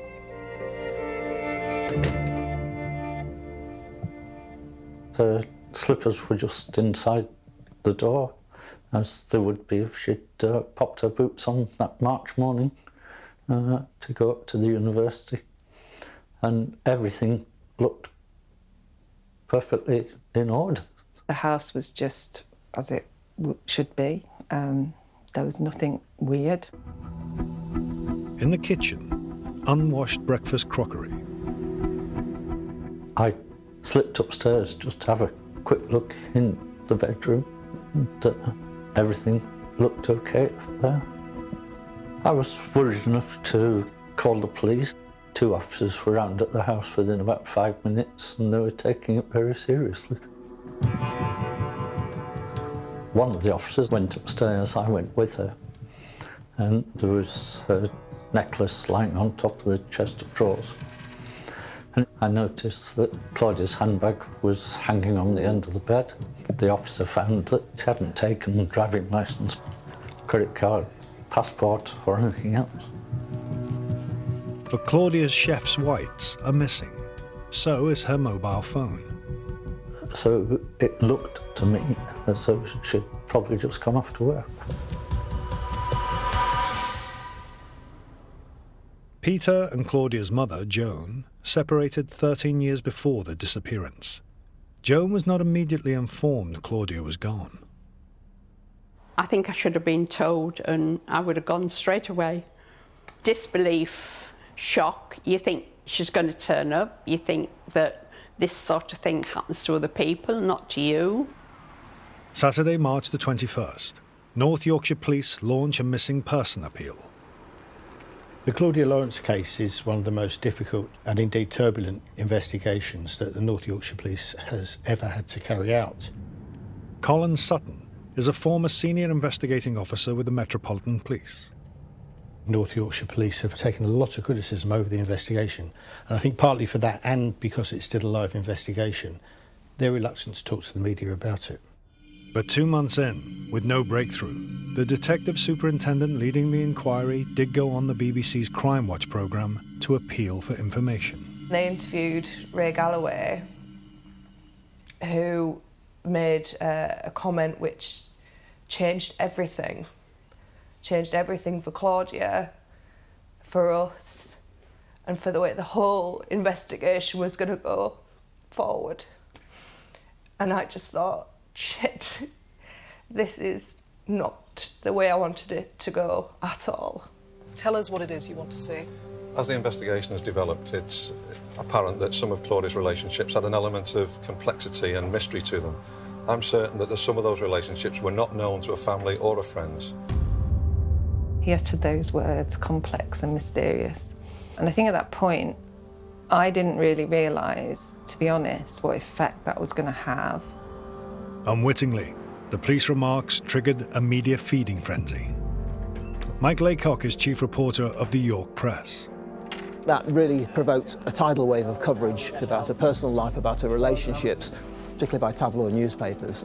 And from then on in, she was labelled as some kind of home wrecker and some kind of scarlet woman, and she was neither of those things. Her character was just ripped to pieces, people intimating that she deserved what had happened to her. They didn't see Claudia as a victim of a crime. It had such a catastrophic impact upon people's willingness to come forward to find a young girl that had gone missing. And it's crucial in these investigations that you keep the public on your side and you keep them interested. It's not just the general public. Amid the media firestorm, information from people in Claudia's social circle dries up. Men in this area, they were frightened that they were going to be accused of having an affair or being in a relationship with Claudia when they hadn't. The whole thing blew this community apart completely. Well, the person they were speaking about was not my daughter. You need to bear in mind, North Yorkshire Police are a very small force, got about 1,300 police officers. Compare that to, say, 30,000 in London. So these things come along and they don't get much exposure to them. They perhaps make decisions that they might not if they were more experienced. It did seem sometimes as if a mist had been created enveloping the police investigation that covered up the truth about what happened to Claudia. So what did happen to Claudia? Are there clues that she could still be alive? Policemen can have to pin down her movements to get the CCTV images. Or does evidence point to murder? My theory has always been that she was picked up en route by someone that at least she recognised.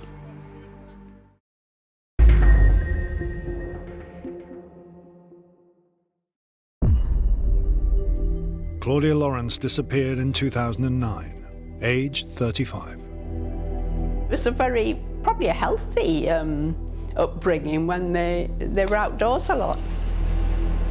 Claudia and her older sister Ali live with Mum Joan and Dad Peter in Malton, 18 miles from York. He was a partner at a solicitor's firm. Her one love, if you like, was horses and ponies. She had a pony of her own from a very early age. She was fine, just very normal. She had riding lessons every Saturday. They were dog mad, horse mad. She was shy. She was certainly camera shy, so there's very few photographs of Claudia around. Older sister Ali was more academic, but Claudia was more adventurous, which resulted in a few trips to our local cottage hospital. After leaving school, Claudia went to catering.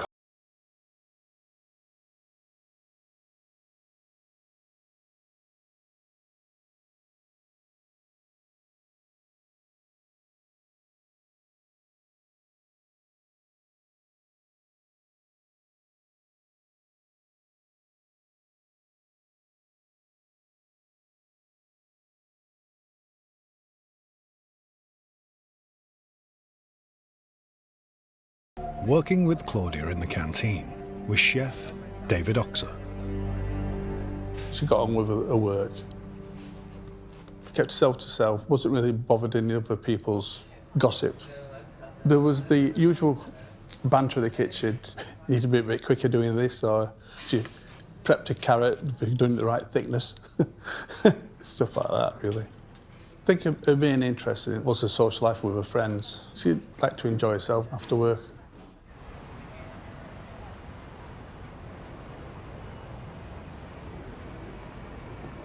Jen King and Susie Cooper met Claudia when she moved to York in her 30s, at the Nag's Head. She was just hilarious, and I just remember thinking that she was just so funny. Yeah. That stupid little voice that she would adopt, but it was nice to get to know the lovely person that she was and is. I don't think you should apologise or change when you say was or is, because I think it is both, isn't it? Because we can speak about her in the past tense because we haven't seen her for 10 years, but she still is as well, because as far as we know, she is still around. We were both single. We kind of hit it off straight away. I'd never had a friend like Claudia before. I've never really been very good at making friends anyway, but I think that Claudia just kind of got me and didn't judge me and accepted me. She just said, we're spinster sisters. So this is the card that Claudia left me at my front door with a bunch of flowers when I was feeling poorly. It just says, to sister, hope you're feeling better soon. Love you lots, sister. She's the sort of friend I always wanted, and she's the sort of friend that I eventually found.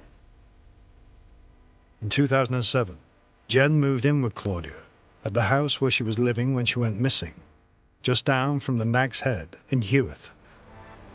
The three of us tended to go to the Nags. It was just convenient for us. We knew all of the customers in there, and everyone was just so lovely. When Claudia went missing in March 2009, there was obviously a possibility that she'd been harmed by somebody, so police had to look at her romantic relationships as well as her other social life. And the starting point for that was the centre of her social life, really. It was the Nag's Head pub.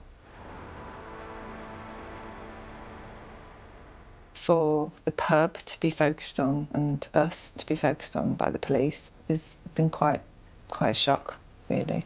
People in the pub started to get a bit pissed off, let's say, by the amount of times the police wanted to talk to them. Nag's Head seemed to be quite a close-knit community. Police believed that people were keeping information back from them. In June 2009, the negative image around Claudia is reinforced when a woman tells a national paper Claudia had an affair with her husband, ending the marriage. That episode, together with other relationships that Claudia had had, meant that police had to explore these, less than savoury lines of inquiry. She was a beautiful 35-year-old single woman with no children, no ties, not even a pet to worry about. So I think it would be strange if she didn't go out and meet men for drinks or dates. She was quite entitled to do that. This really is a huge investigation, and all the time they're trying to find out, is Claudia missing or is she murdered? They're researching to see if she's still alive. Has she gone somewhere off of her own accord? Claudia had considered moving abroad, to Cyprus. We went away there and our friend moved over there, and that's why we went to visit him for a holiday. When we went out there, there was a restaurateur that offered her a job every night. She always had one toe in the market. It became obvious to the police Claudia was a woman who had lots of friends throughout the UK and even abroad, particularly in Cyprus. So they knew they were going to have to pin down an hour-by-hour picture of what happened leading up to the time when she was reported missing. One witness, who's never previously spoken to the media, has key evidence about Monday the 16th, 2 nights before Claudia was last seen. A year after the disappearance, David Oxer, her co-worker, remembered something she'd said about that night. The Tuesday, she looked a bit worse aware. And I said to her, you look a bit rough this morning. And she says, yeah. And I said, so not get no sleep last night? She said, no, not a lot. She informed me, yeah, she'd been out and she was being with a male friend the evening, and things progressed. Police believe Claudia had a casual boyfriend at the time she disappeared, but that the man spoken about to David Oxer was someone else. Clearly, this man is somebody the police would really like to have spoken to. He's never come forward. Wednesday, the 18th of March 2009, the last day Claudia is seen alive. She walks the 2.3 miles to work because her car is at a garage for service. At 2:30, she sets off for home again, tracked by CCTV. Peter helped confirm to police it's Claudia in the footage. Well, that's Claudia just walking out of her place of work at the university with a little rucksack on. The next CCTV sighting, police say, shows Claudia outside Melrose Gate Post Office at 2:50 p.m. On the journey between university and her home on Heworth Road, she's about halfway. And someone who looks very much like Claudia has just posted a letter and carried on walking up towards Heworth. There have been extensive inquiries by the police, but we still don't know what was in that envelope or to whom was it addressed. Claudia is seen again, nearer her house. A local childminder who knew Claudia from the Nag's Head saw her walking past at about 3:10 and said that she shouted to her and waved enthusiastically, and Claudia just seemed her usual cheerful, happy self. But 4 hours later, at 7:15 p.m, a figure is captured on CCTV turning into a junction, yards from Claudia's house. And then a minute later he's back and he's got a bag over his shoulder. Somebody's coming along and you see him stop, as if, I don't want to bump into him, I don't want him to see me. And he lets this person go past, and then he goes out and turns towards Claudia's house. It looks suspicious, it's odd behaviour. Why did he not want to come across that person on the main road? As those images are being recorded, it seems Claudia is passing a normal evening. At 7:27 p.m, she speaks to Peter. He offers to lend her his car to get to work. She says she'll walk. She seemed perfectly happy with things. At 8:04 p.m, Claudia speaks to her mum, as she does daily. She seemed normal. She was going to bed. She was going to be in bed by 9 because that's what she did when she had an early start. The last text sent to Claudia's phone that night is from a friend in Paphos on Cyprus. It arrives at 12 minutes past 9. Claudia never read or opened that message. It's not known at what time Claudia actually goes missing. That night? The following morning? Police do believe that the most likely explanation for Claudia's disappearance is that she was abducted while walking to work that morning by a man who she knew. If somebody that she didn't know had stopped and offered a lift, there is no chance, not one chance at all, in my mind, that she would have got in. My theory has always been that she was picked up en route by someone that at least she recognised. What the police try to do is piece together, second by second almost, that journey to work. And you're looking for something out of the ordinary because adult women early in the morning walking to work very, very rarely get abducted. Coming up, are there clues Claudia wanted to go missing? Claudia's phone was deliberately switched off. Could it have been Claudia herself? Or is it murder? Please start making arrests. We just wanted them to rip off the bandage and just get on with it.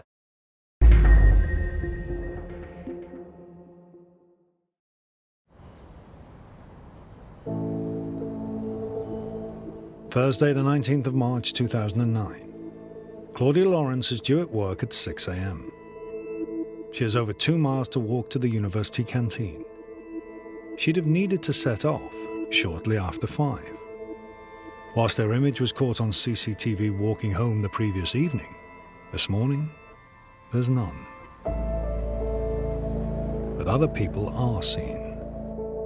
5:07 a.m.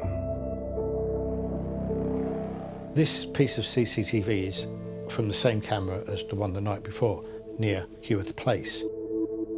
Police believe this could be 57-year-old local property landlord Richard Cartwright. Difficulty is, just 3 weeks later, on the 9th of April, Richard Cartwright died of natural causes.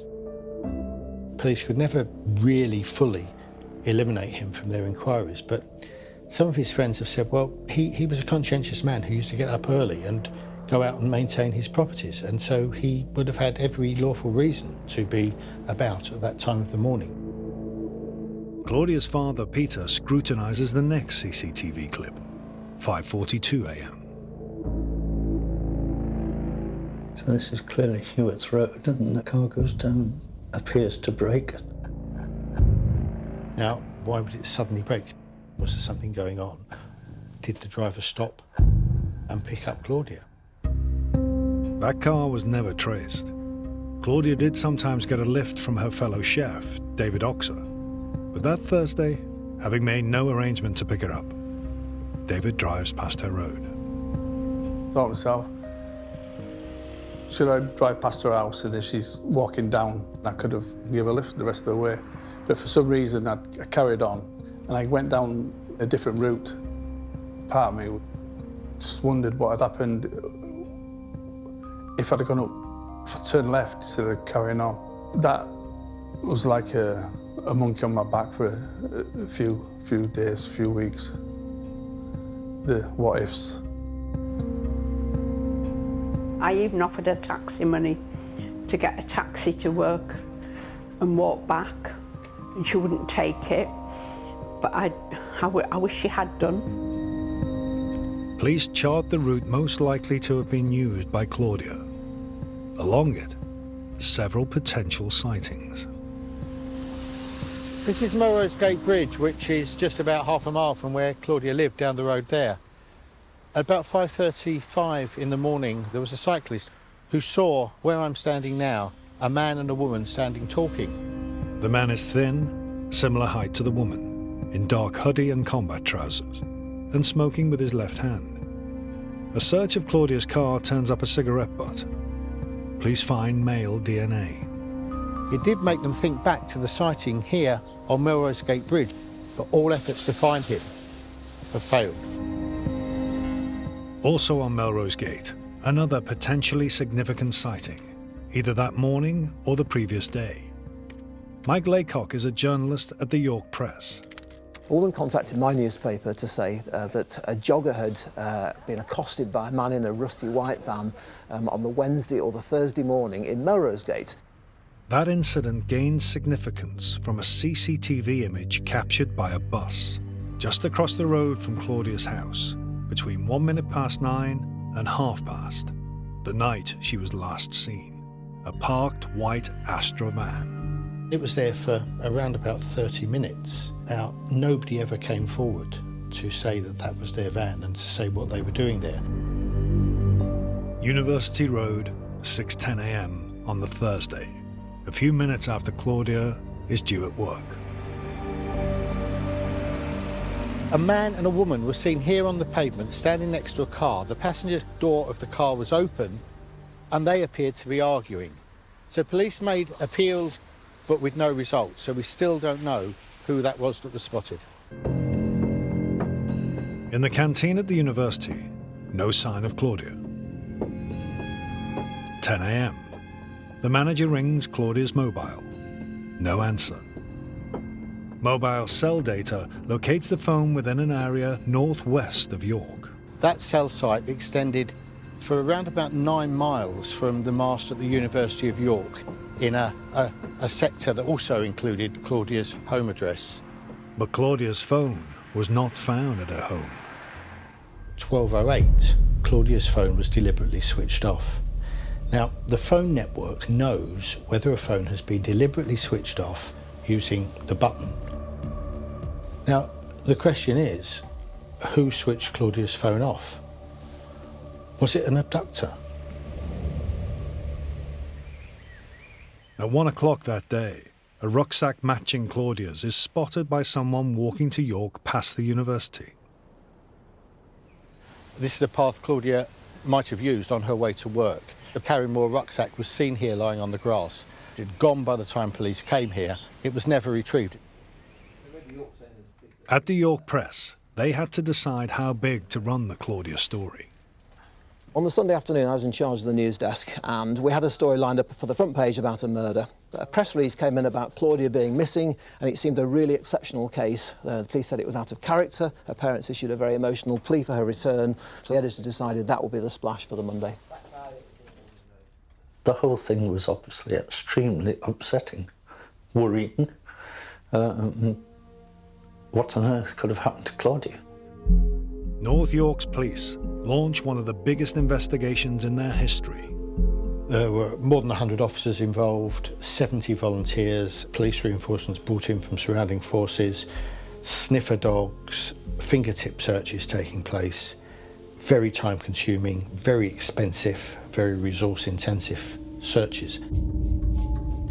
Police searched for Claudia for a month, but with no sign, on April the 24th, the man leading the inquiry declares they're treating the case as murder. That's when we agreed that we would work on parallel lines with both trying to find out the same thing, but him thinking it's murder, me thinking she's missing. The Nag's Head is searched by officers with a dog trained to sniff out human remains.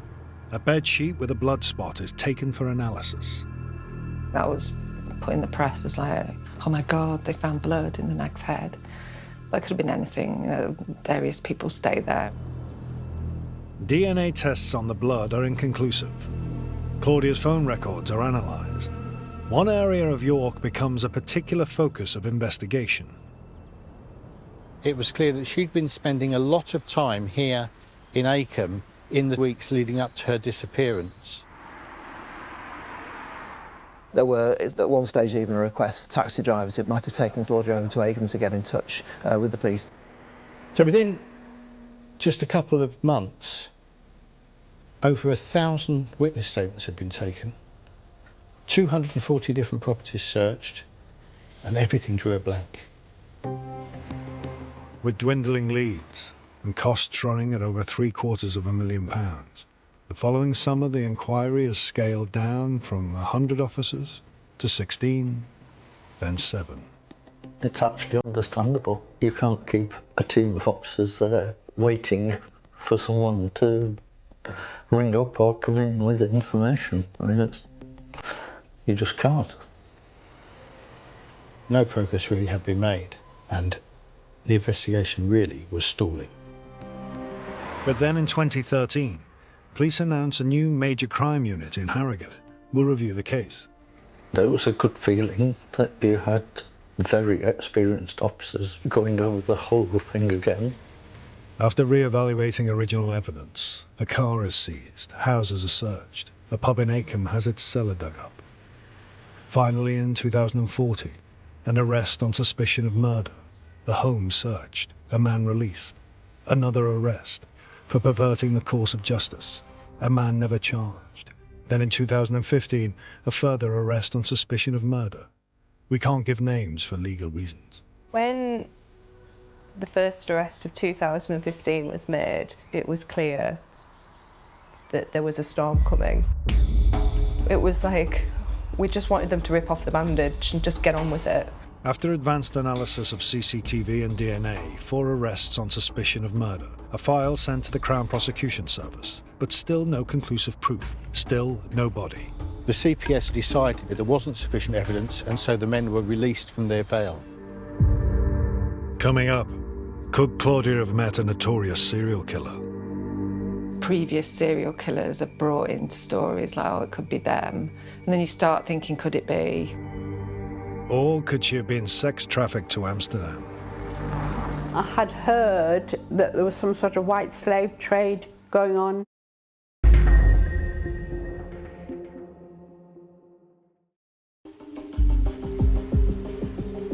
How could a 35-year-old woman vanish into thin air, without trace, for 10 years?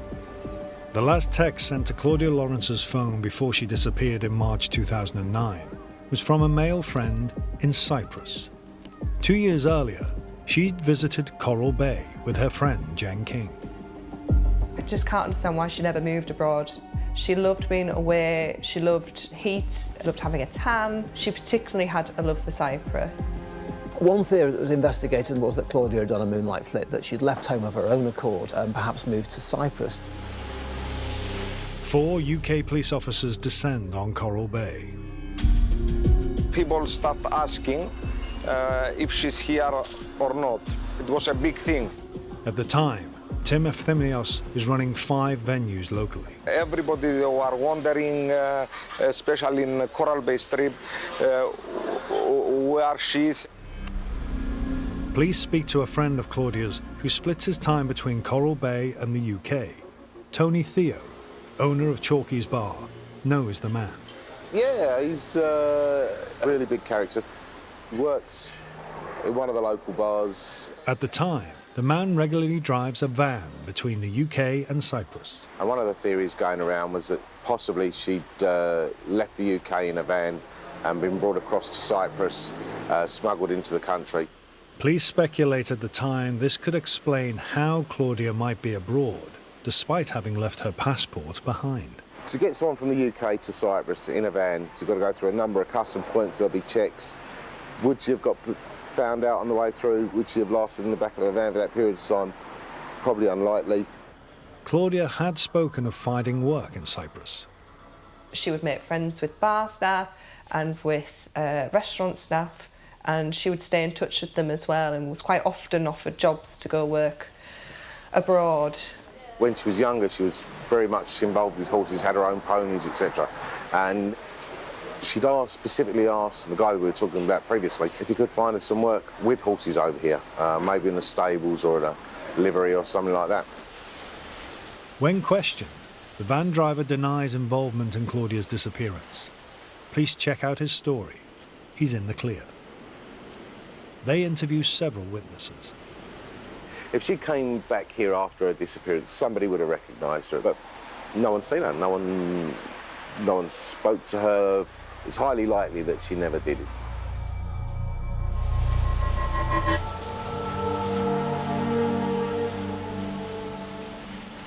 She wouldn't just up sticks and leave without telling anyone. She would have been mega excited about it and worrying about it. She just wouldn't go just like that. But in July 2012, the smuggling theory gains new traction. Police learn a private detective claims to have seen Claudia in Amsterdam. Colin Sutton is a former senior police officer. Some have suggested, because of Amsterdam's connections with the sex trade, that this is supportive of the notion that she was sex trafficked across to Amsterdam. I guess sex trafficking did come up in my mind as a possibility. Although Claudia was 35 when she went missing, I think it's usually young girls that get trafficked. Claudia's mother, Joan, has also speculated about sex trafficking. I had heard that there was some sort of white slave trade going on. But how could Claudia have journeyed to Holland with no passport? During the making of this film, Joan revealed for the first time a potential sighting, which opens a new possibility. There was this gentleman from York who had gone to live at Hartlepool, contacted me, was convinced he saw Claudia down by the marina. He recognised her from living in York. This gentleman told me there were boats going to Amsterdam daily from Hartlepool, and she could have been on one of them. So could Claudia be leading a new life overseas? Dutch police check out the Amsterdam story, but there's no trace of Claudia.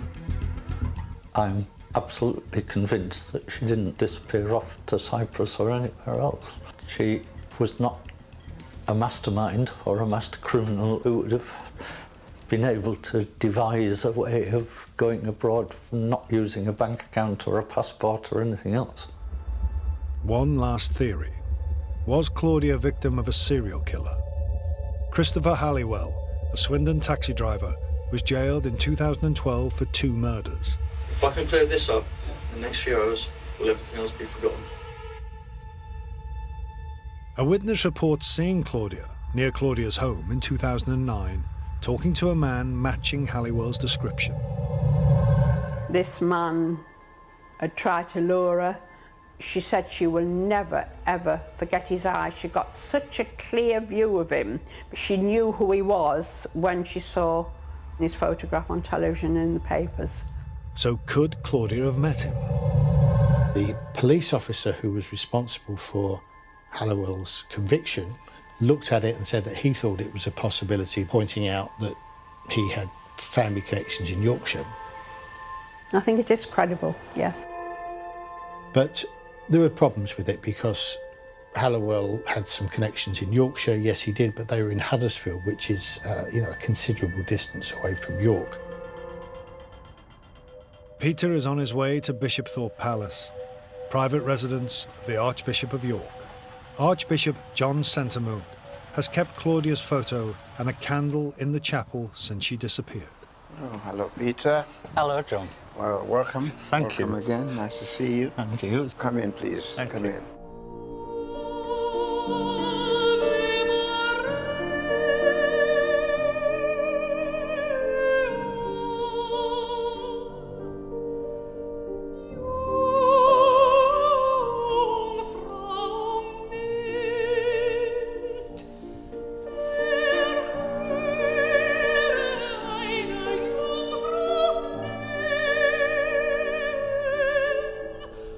God of invisible love and power, our hearts still ache.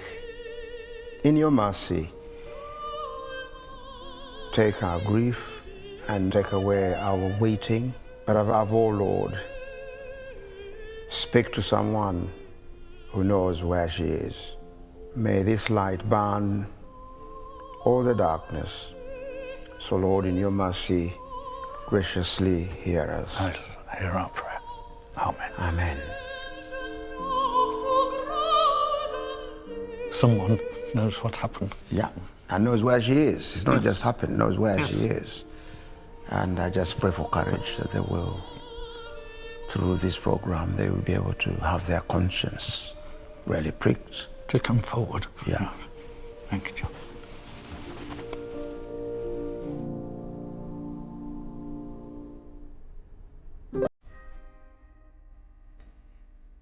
Claudia's disappearance leaves a legacy, a change in the law, due to Peter's persistence.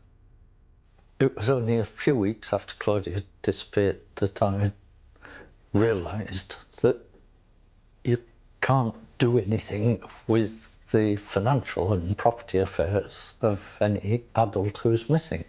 And I thought, I'm a solicitor, I'm missing something. He campaigned successfully for relatives to be allowed to manage a missing person's estate. I went to every debate in Parliament. It was really pleasing to hear the Minister say, this Act will always be known as Claudia's Law.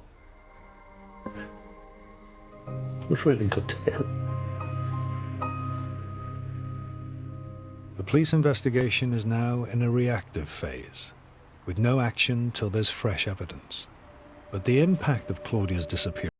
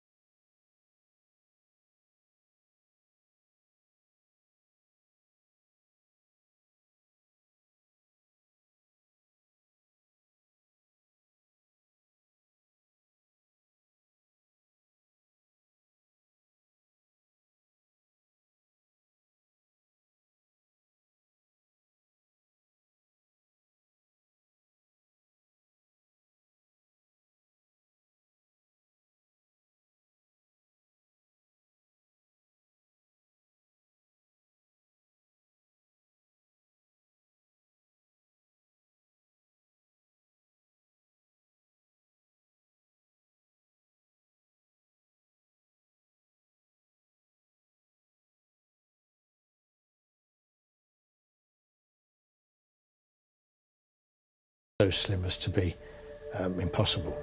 But Peter believes she may be being held captive. You've got time.